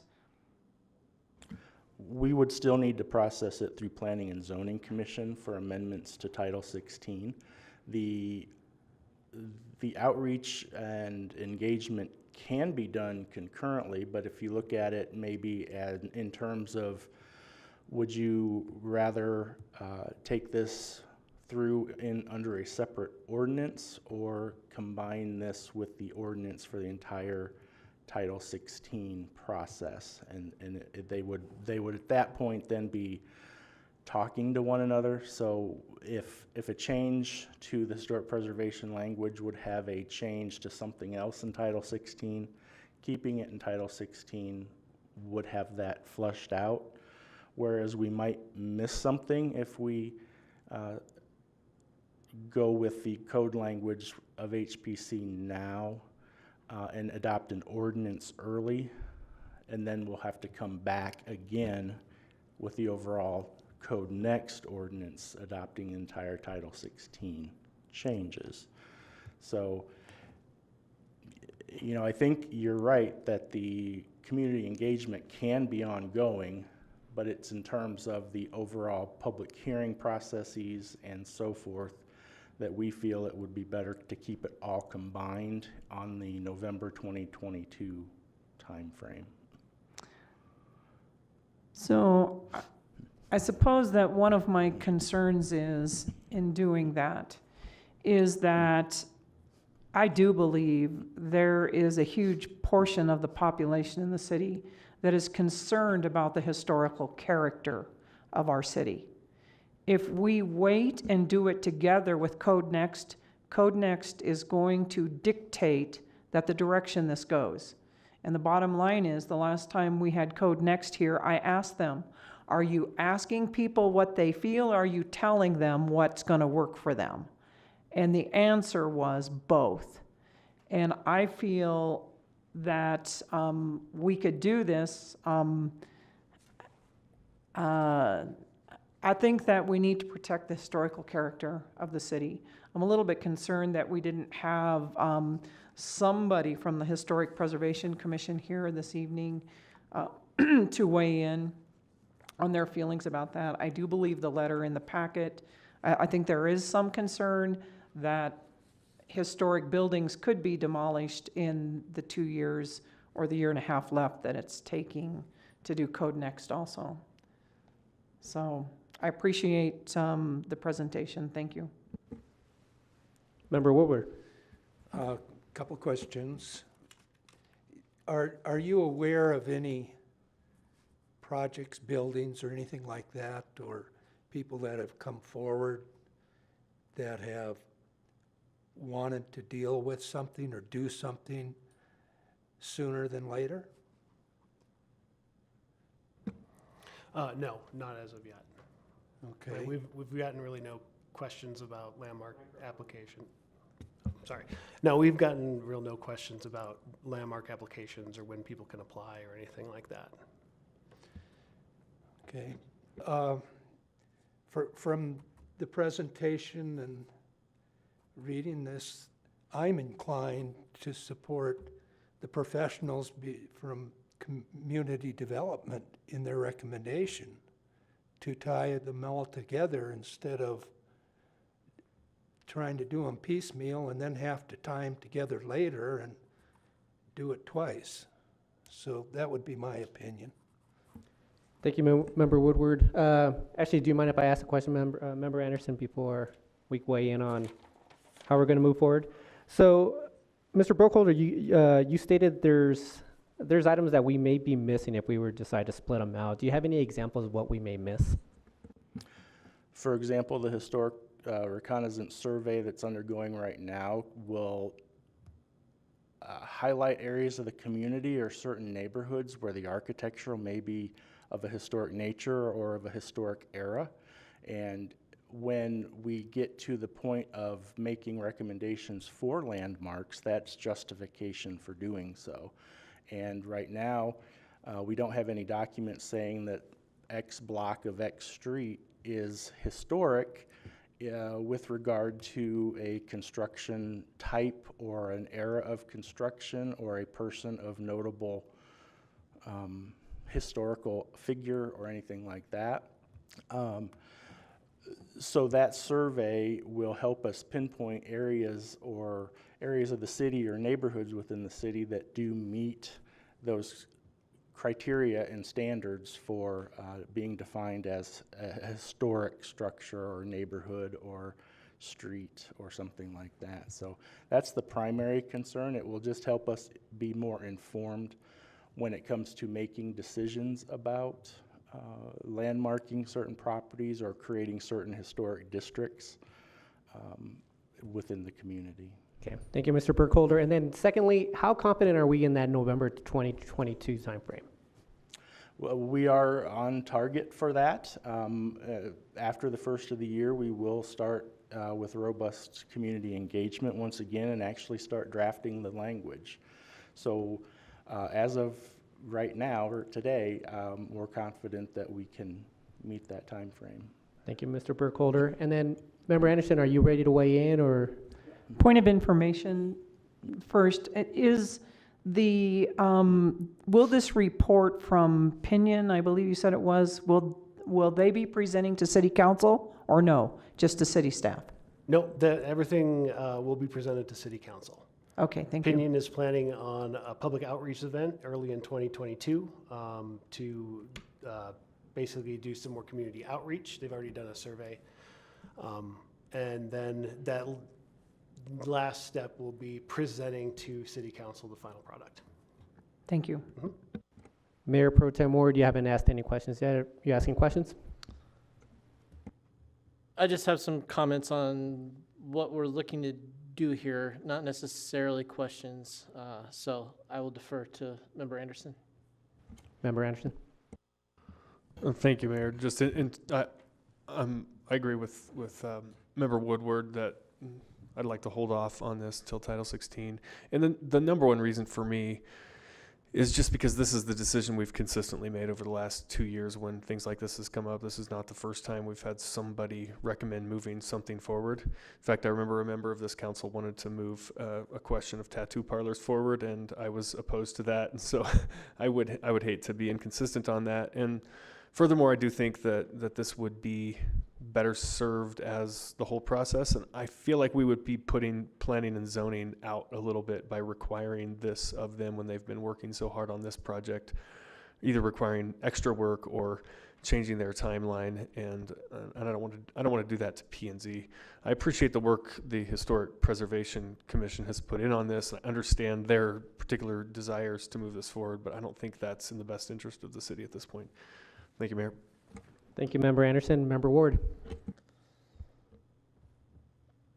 First, I want to make sure that I give homage to the Historic Preservation Commission and the amount of work that they've put into this project. I know that this was a lot of work because we saw them, I think, about 6 months ago with the original draft of the ordinance, and reading through the current draft, there's been a lot of work put in by them and by the city attorney to make it more useful. That having been said, I am also sympathetic to Member Anderson's comments about consistency, but what's more important to me is understanding the consequences of acting versus not acting.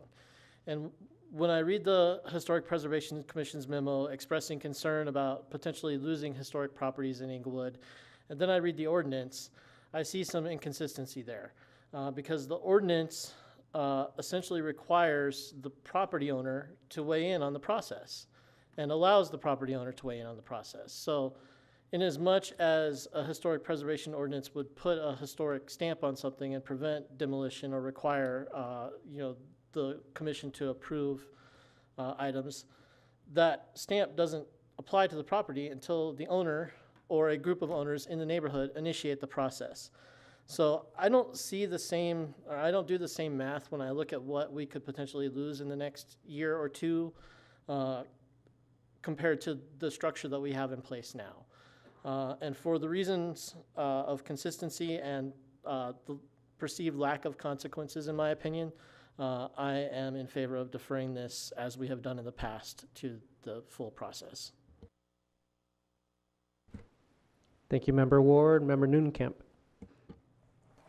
Thank you, Mayor. I also support staff's recommendation to weave this into Code Next for a couple of reasons. I understand, and I want to say that I'm sympathetic to HPC's concerns basically about what I believe will amount to a 6-month window between when these two things could come into effect and the things that we could lose in that time. But I also think that the thesis behind Code Next is a decision about what we want this city to look like for the next generation. And I think historic preservation is part of that conversation, and that those priorities need to be weighed amongst the other priorities that we have in that project, and that it deserves that kind of thorough consideration in light of those other competing factors. So I support keeping it part of Code Next. Thank you, Member Nunekamp. Member Russell, did you want to weigh in, or? I guess since we do have 4, actually, I would be on the opposite side of this. I actually felt that this is something that we should have done separately. I understand the consistency, but we have 3 new members of council, and I don't expect them to feel that they have to weigh in or at least accept what previous councils have done in the past. And so, I guess there's not much else to say. I just thought that this is something that we should have done differently. I'm one of the council members that did state that they wanted to look at the tattoo parlor separately. as well as I think the vacation request. That was something else that I wanted to do separately outside of Title 16, but I guess it's a moot point at this point. If there's no other further questions or comments on this subject, I appreciate the time, Mr. Burkholder and Mr. Sampson on the historic preservation, and I do appreciate all the work that that committee has done on this as well. Thank you. Thank you very much. Thank you. And I guess we are now ready for a break. It's about 7:35. We'll stay to the 10-minute break, and we'll meet again here at 7:45. Thank you, everyone.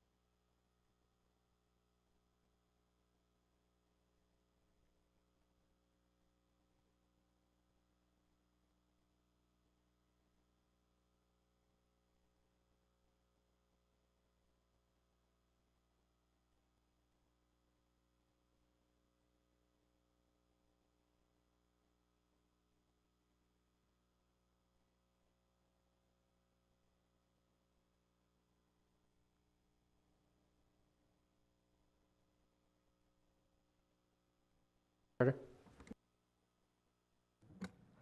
Hi.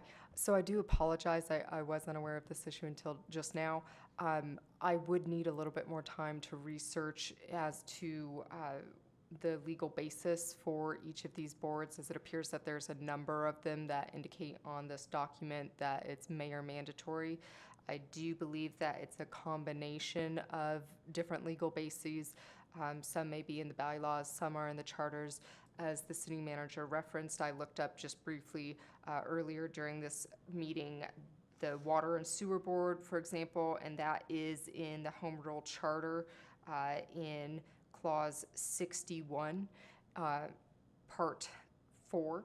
And so that's just, for example, one of them. And so I haven't yet had time to research the other ones, but I can look into that and get back to you on that.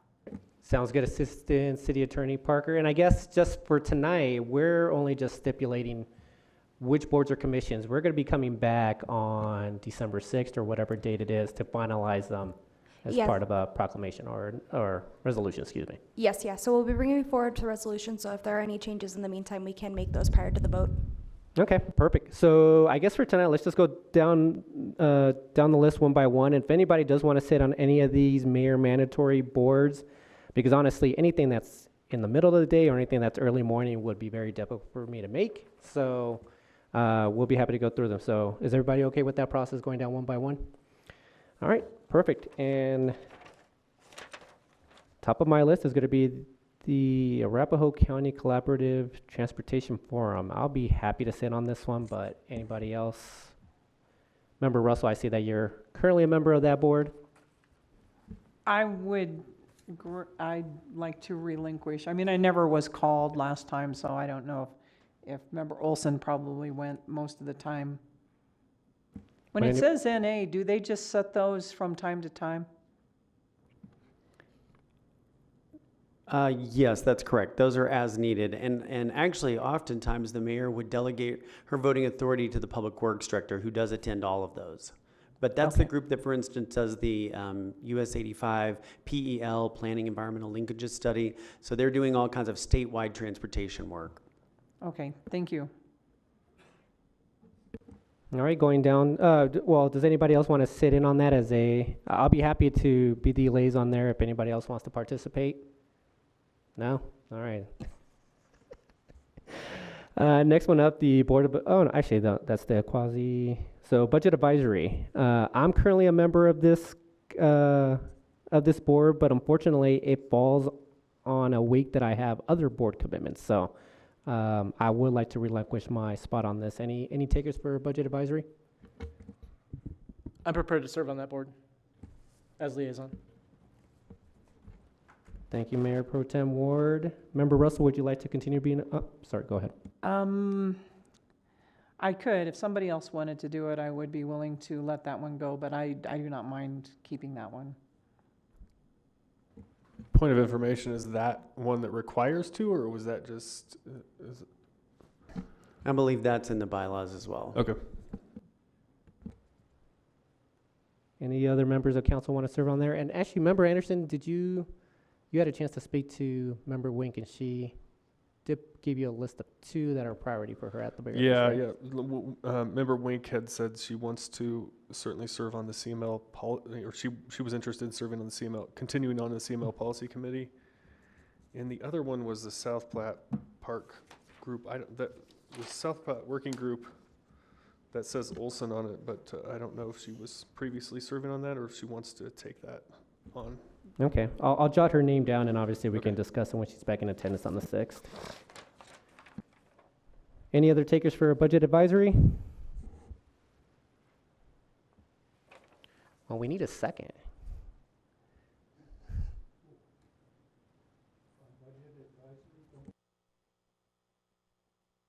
I will do it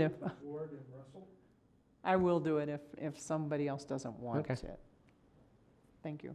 Member Russell. Thank you. CML Policy Committee, I jotted down Member Wing just based off of Member Anderson's comment, but does anybody else want to serve on that one if we got our lines crossed on that one, or anybody happy with Wing? I would be willing to serve as an alternate. Okay. So if She isn't available. Thank you. Code Enforcement Advisory Committee, currently, actually, this is funny because it says that I'm a current member of that board, but I don't believe I am. Isn't there, is that also two, or is that just one? I thought Just it was one. one, yeah. Yeah. If somebody wants that, I don't mind keeping it. I've been on this one since the beginning. Any takers on CEAC? Member Russell, it looks like you won. Cultural Arts Commission, I know Member Wink's on there. I can put her down as a maybe on this one, since it wasn't one of the two that Member Anderson stated. Anybody would like to be a part of Cultural Arts? I would. Member Noonencamp. Thank you. Clarification. Are you putting Noonencamp and Wink, or? Well, just based off of Member Anderson's comment, there was only two that she specified based on their conversation, since she's not here tonight. So I'm putting Member Noonencamp as the primary, but obviously it could be something that we change on December 6th. Perfect, thank you. All right, and Dr. Cog, I'll be happy to serve on this one. I think it's mandatory that I'm on that one, but I'm happy to serve on that. Would there be any takers for an alternate? That's the board that I'd really like to serve on, so I'm happy to serve as alternate on that. All right, thank you, Member Ward. Chamber of Commerce. And actually, City Manager Lewis, is this isn't a true board that we're serving on, or how does this work? As far as I know, Mayor Olson would attend and give a brief city update to that, but she was not a voting member. Okay. I believe she was. Well, I'm Well, going I could be back wrong years. too. You may, you may have the right answer there, but I know she would attend those and give a city report. I'm not sure about voting status. Okay. I'll be happy to put my name down on this one, but is anybody interested in being an alternate for this? Member Anderson? Well, is this for their board meetings, or? Yes. Yeah, do we know when they are? I better hold off. Honestly, what I have now works really well with my schedule and the boards and liaisons I've been on the last 2 years. So I would like to keep as many of those as possible. But if something else fits in, I want to add. I feel like I need to add because I'm only on 3. Don't they meet early in the morning? I thought they met like on Friday mornings, but. I would be willing to be on alternate or on that if. Okay. I'm So also there's a quite- fight there for Member Anderson and Member Woodward. Who was the primary? So well, it just depends if I'm a voting member. I guess that we'll have to get a little bit of clarification on whether or not the mayor is a voting member of that body. But other than that, it just looks like we're asking for an alternate.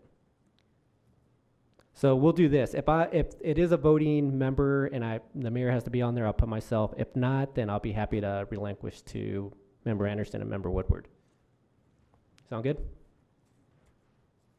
All right. The DDA, I believe last time we voted on this, I stated that I wanted to be on for 2 years on this one. So if everybody's okay with continuing that, sounds good.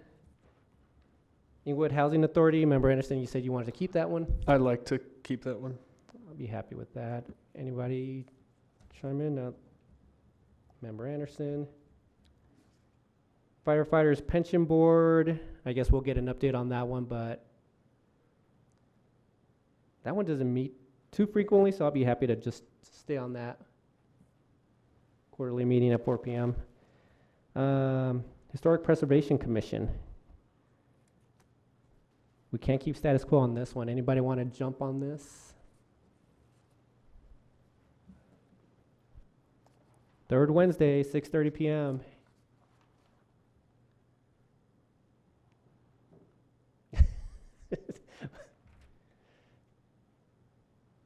Member Woodward, Anyone? Should we come back to this? I have a conflict at that time, unfortunately. If no one else can take it, I can see if I can move something around. But unfortunately, We'll come back to that one. Malley Center Trust. Remember, Russell, you're currently on that one. I know that I'm termed out now. Oh, that's right. On that one, I do have a question. I mean, I was told I was termed out last time, but there's also age expectation. You have to be 55 or older. So at the time, I don't think there was anybody else on council that qualified. Now there is, and I believe someone would like to take that. But is it actually in the bylaws for, I mean, it was, when I first was on council, it was tenure on council. But then all of a sudden, 2 years ago, it came up that it was a 2-year term. It is in the municipal code, and I'll find that citation in a moment, but it is in there. Okay, thank you. So I'm relinquishing because I have to. Member Woodward, were you happy to? Yes, I'd like to. I would not be asking your age, but I'm close to 55. perfect. So non-emergency employees retirement board. Member Russell, you're currently on that one. Yes, I want to stay on that one. Okay. Next up is Parks and Rec. Mayor Pro Tem Ward, you're currently on there. Do you want to stay on there? Do you want either way? I will defer to Councilman Woodward on that. I would like to be on that. Thank you. Member Woodward. Planning and zoning, nope. Moving on to the next one. Police and fire, supplemental disability.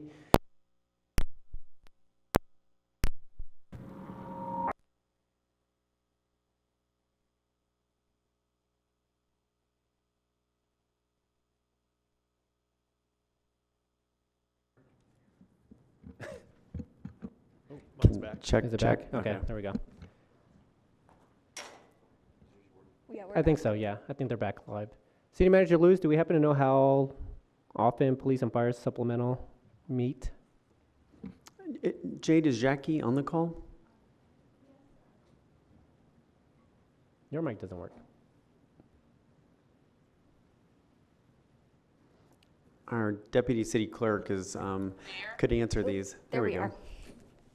Hello? Can you hear me, Jade? Yes. All right, Mayor Sierra? Yes, we can hear you. All right, so the fire and police pension bylaws state to have the mayor. It says membership includes the mayor and the director of finance and administrative services. So that is in their bylaws. Okay. And the NERP board, I think Russell already gave up the Malley, but yes, it did state in our code that they could be 2-year terms. Thank you, City Clerk McCain. And same is true for the police officers pension board? Yes. Okay. Makes it easy. All right, moving on to, actually, I'll ask you for, well, water and sewer we already know about as well. Okay, Public Library Board, any takers for that? I'll take that one. No one else wants it. Member Noonenkamp, thank you. Sustainability Commission, that's you, Member Anderson, you want to stay? I would like to stay. I'm okay with that. ETAC, this is one that I would like to stay on, but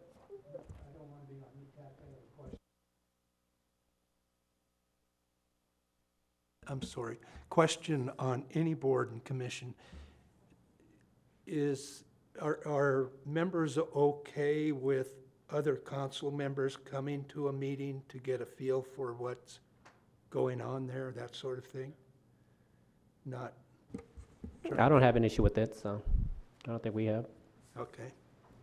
I think the only challenge there is in meetings that have 2 council Yeah. liaisons, like the Budget Advisory Committee, if a third council member shows up, then we have a posted council meeting as opposed to just a board or commission meeting. Okay, that answers my question.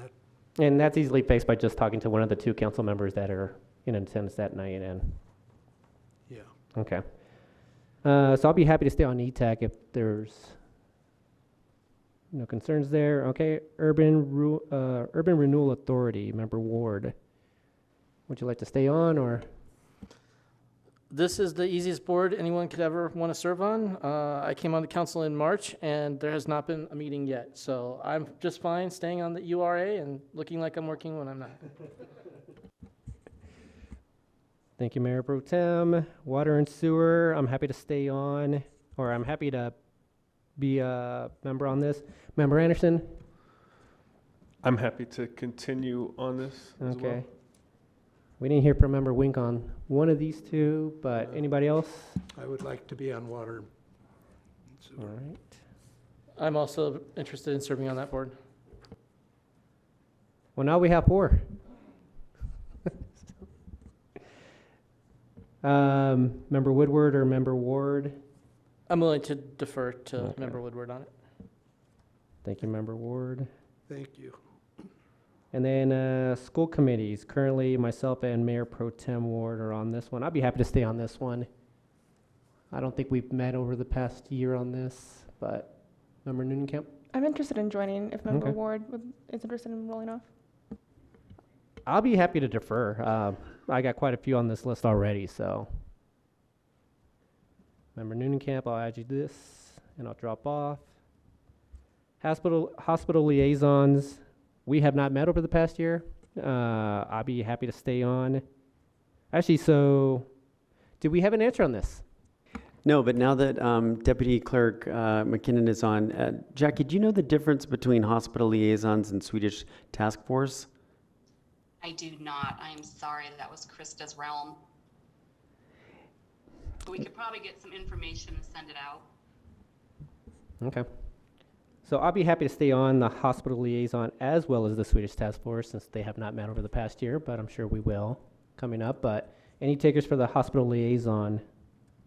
I'm interested in both, given the nature of my district. Okay. Anybody else? We're fine with that? Okay. And then Tri-Cities Homeless Policy Group. It says mayor mandatory here, but it is 7:30 in the morning on a Thursday, so that would be very difficult for me. I'd be happy to stay on, but I'm sorry. This is one I'd really like to be a part of if Okay. possible. So Member Anderson, if I'm not required to be on that one, then I'd be happy to defer to you. And I'd just like to go back to Member Russell's question with regards to the Malley Center Trust Fund. The code that I was referring to is section 4-3-9, section A, subsection 1, and that indicates that one trustee to be appointed from the City Council who shall serve during tenure in office for a term not to exceed 2 years. And I am paraphrasing, but it does indicate that there. So isn't that conflicting wording? Tenure in office and a 2-year term?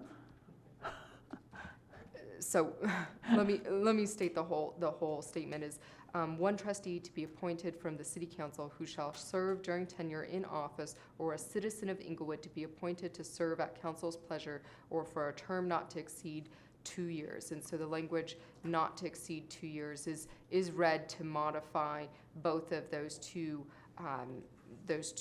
types of individuals. Okay. Member Ward or Mayor Pro Tem Ward? Yeah, just a little further clarification on that. The 55 or older age requirement appears in paragraph 3 in reference to the 3 trustees appointed by City Council, but does not apply or has not been applied to the council appointment.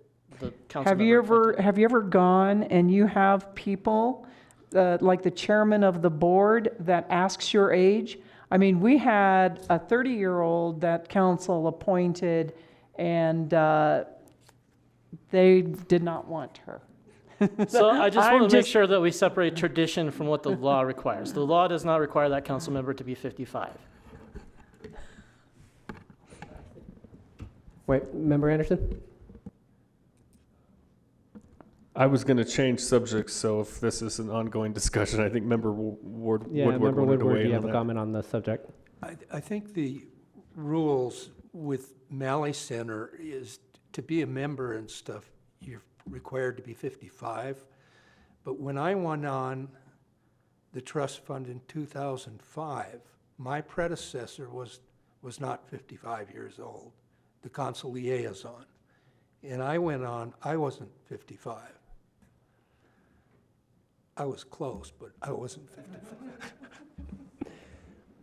Thank you, Member Woodward. So, Any- yeah, I'd never heard that one before, so that's new. Thank you, Member Woodward. So, yeah, I guess we're fine with that appointment with Member Woodward on that commission. So, Member Anderson, switching I subjects. think we passed over the South Platte River Working Group, which is one of the ones that Member Wink said that she was interested in. Oh, we did, but I jotted her name Okay. down as Got it. the preference, so I have her name down here. Anything else, Member Anderson? Well, we still have one left over, so we got to go back to the Historic Preservation Commission. Don't you always give it to the person not present? We could, so we could jot down Member Wink there for now, and then we can have a discussion on December 6th. Let me look at the timing on that one. That's the third Wednesday.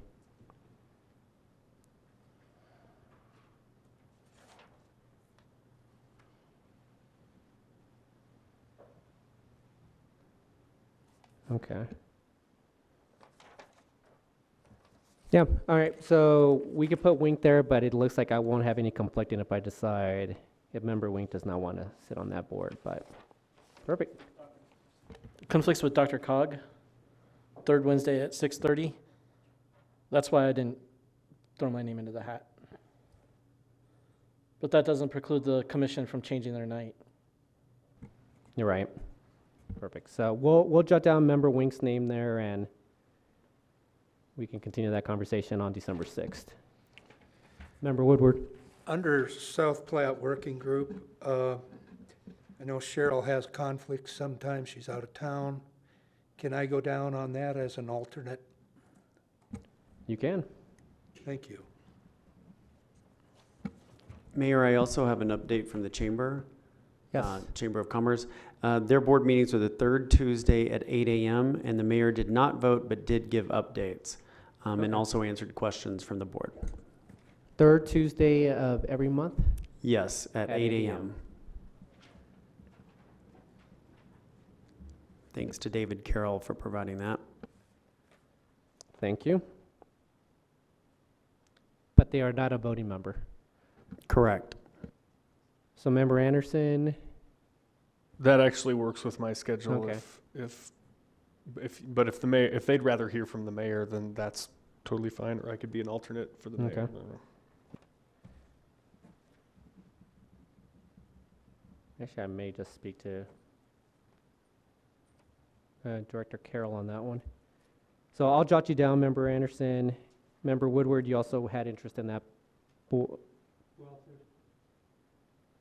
Yeah, two of you, that's fine, I don't, 8 a.m. is tough for me on a Tuesday.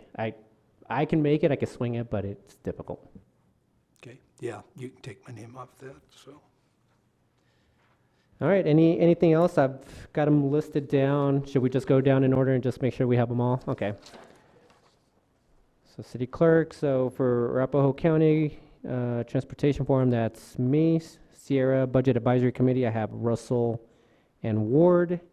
CML Policy Committee, I have Wink and Member Woodward as an alternate, potentially. Code Enforcement Advisory Committee, I have Member Russell. Cultural Arts, Member Noonenkamp. Dr. Cog, I have myself and Mayor Pro Tem Ward. Chamber of Commerce, I have Member Anderson and myself. DDA, I have myself, Sierra on that one. Inglewood Housing Authority, Member Anderson. The Pension Board Firefighters, Sierra. Historic Preservation Commission, Wink. Malley Center Trust Fund, I have Woodward. Non-Emergency Employees Retirement, Member Russell. Parks and Rec, Member Woodward. Police and Fire Supplemental Disability, myself. Police Officers Pension Board, myself as well. Public Library Board is Member Noonenkamp. Sustainability Commission, I have Member Anderson. ETAC, myself. Urban Renewal Authority, Mayor Pro Tem Ward. Water and Sewer, I have myself, Member Woodward, and Member Anderson. And City and School Committee, I have Mayor Pro Tem Ward and Member Noonenkamp. Hospital Liaisons, as well as the Swedish Task Force, I have myself and Member Noonenkamp. South Platte River Working Group, I have Member Wink and Member Woodward as an alternate on days she's not able to make it. And then Tri-Cities Homeless Policy Group, I have Member Anderson, if I am not mandatory. We all in agreement with those? Yes, the only difference I had was for cultural arts. I have Member Wink as an alternate. Well, we were going to discuss if Member Wink wanted to stay on that one, but yeah. Got you. So right now Okay. it's just Member Noonenkamp as the only commission member there, or Perfect. excuse me, the liaison. Okay, thank you. Are we good? Perfect. So moving on to, Member Woodward. So will these be starting December 1? So technically, we're going to be voting on them December 6th, so I guess it wouldn't take place until after that date. So anytime after December 6th. Okay. Member Anderson. I had a question for City Clerk. What's the status on applications for board and commissions from community members? When are those? Are they required to be submitted already? And when are we interviewing? Jackie, would you like to answer? Yes, let me look real quick. I believe we have 12 to 14 applications. I extended the date to December 6th. Okay. And you will be interviewing January 10th. Okay, thank you. We had NERC and I believe Cultural Arts. We still needed a few more applications, but for the most part, we have enough to fill the boards. Good. Thank you. Member Noonenkamp. I just wonder, would it make sense to have these transitions happen at the same time the boards and commissions have new members? So oftentimes there's kind of a turnover in membership and leadership in those. Does it make sense to make it the same or not? Well, the only reason why I wouldn't think that would work is because we have two members that have rolled off, right? So Member Cuesta is no longer here, so someone would have to pick up instead. So I would think that just after the vote on December 6th would make the most sense for us to assume the new liaison roles, but if anybody has any other suggestions or a different opinion on that. No, that's fine. All right, anything else before we move on to reports from boards and commissions? So now we're discussing reports from boards and commissions from the council liaisons. Anyone want to speak up? Member Russell. Thank you, Mayor Pro Tem. The Code Enforcement Advisory Committee met last Wednesday night. They are going over the recommendations for the Emerald Ash Borer programs and resolutions, and they're finalizing it probably at their December meeting, and will be sending a letter to council for what they would like done with that, probably after the first of the year.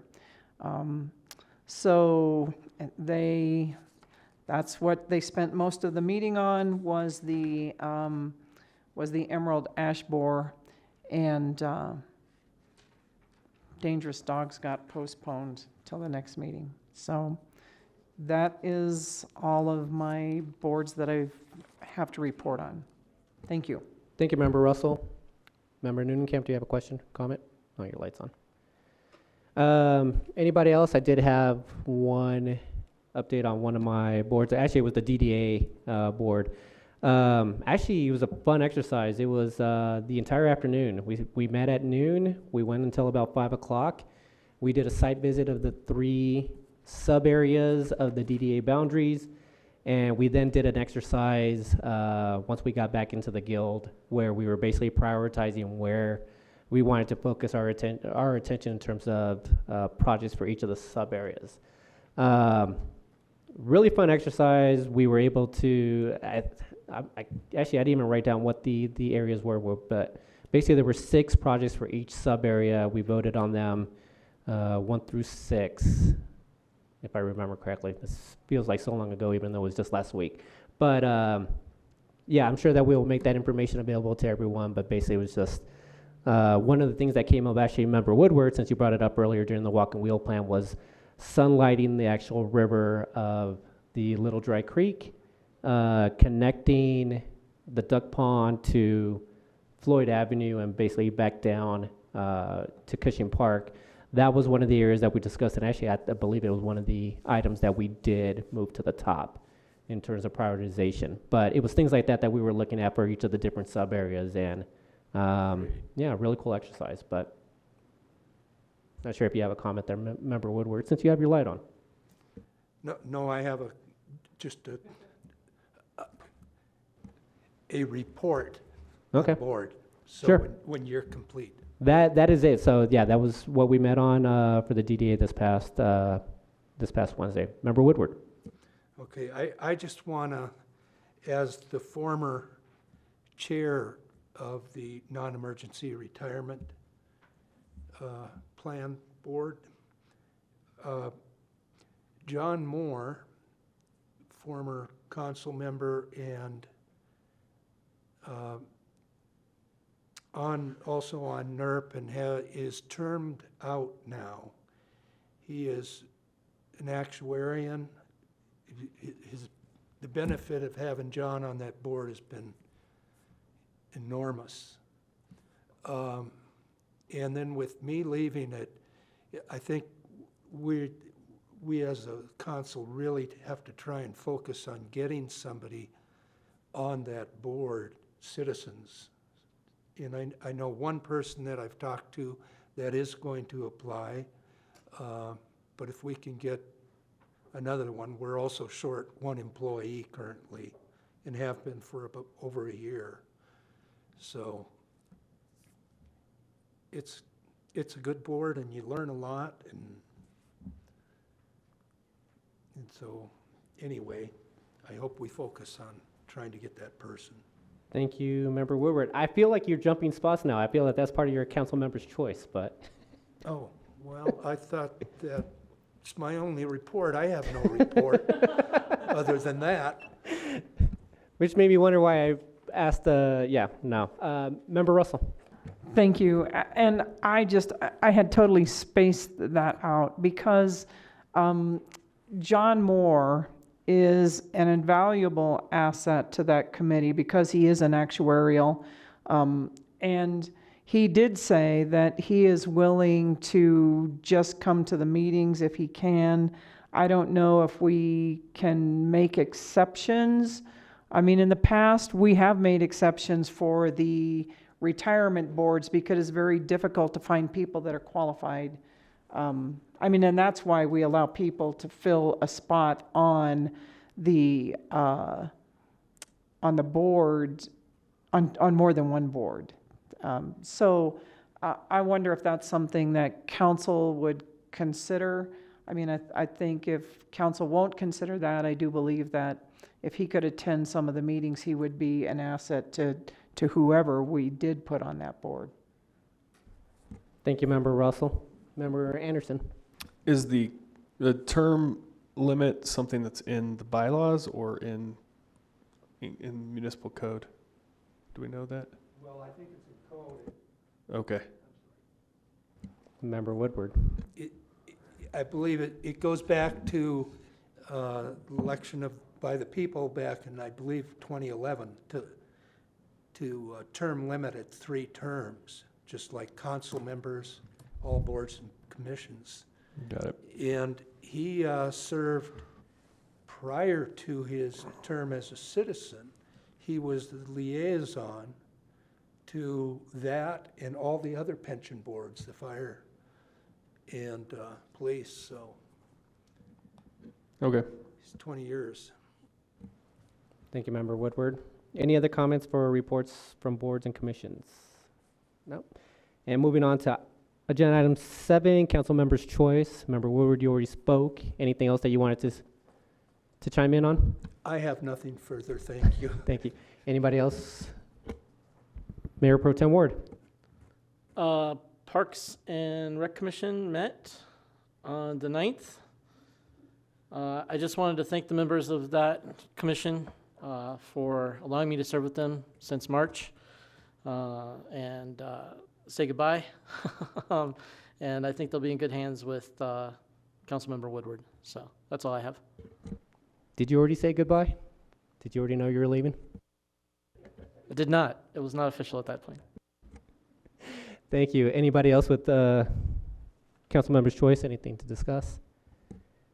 Since this is our last meeting before Thanksgiving, I do want to wish everybody a happy Thanksgiving.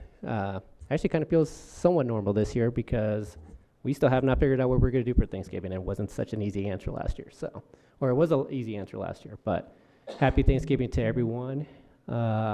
City manager's choice. Thank you, Mayor. Just one item tonight, but quite a bit of information to share with you. We haven't done a COVID report in some time, and we do have some very timely information even as of tonight.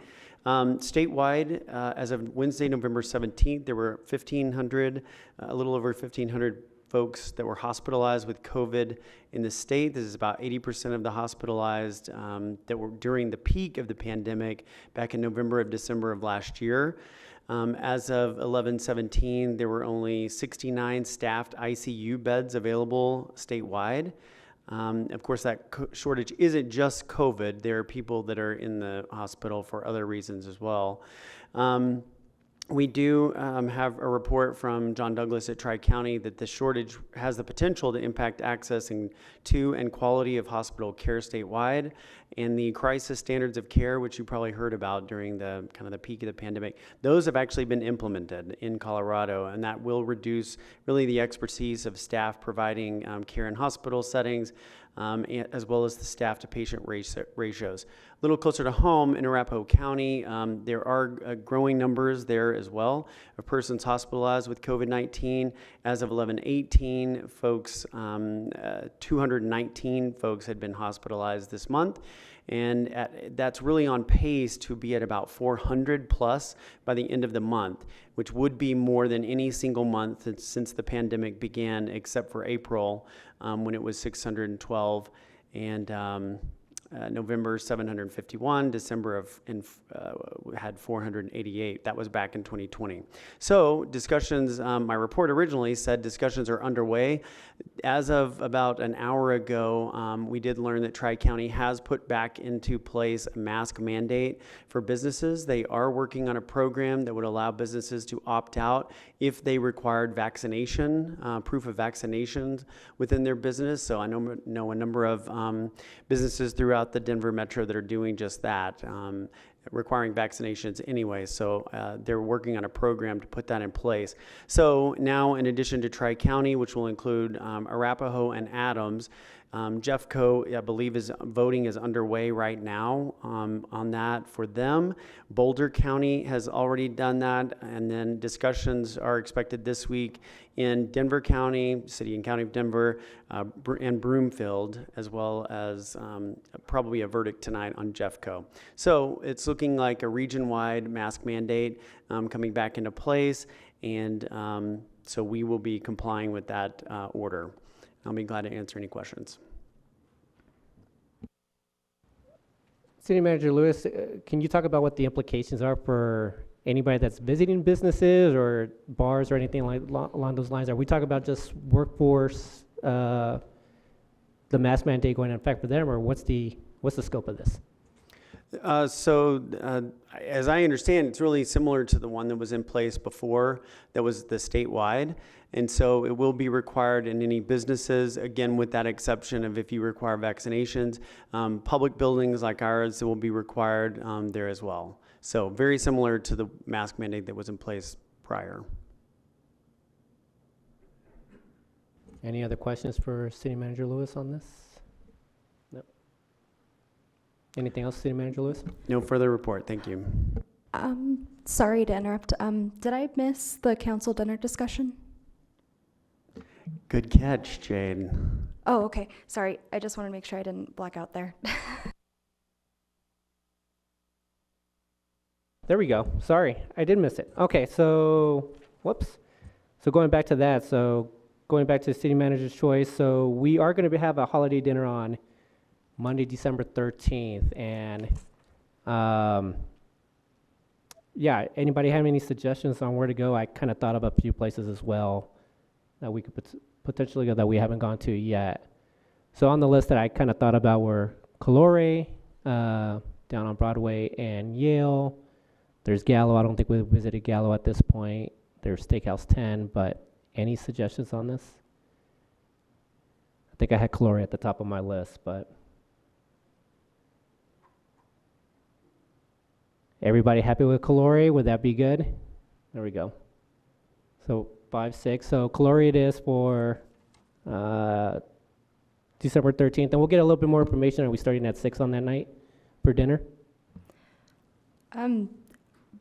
I was on, the only thing we were planning was starting the council meeting at 7, so Okay. that does give you time whenever you would like to meet for dinner before that. Okay. I think we've always started those at 6 p.m., the dinners, but even though it was only an hour, I feel that we did, but I'm sure we'll get more information prior to that event. So gone through council member's choice, gone through city manager's choice. If nothing else, this meeting's adjourned. Thank you so much, everyone.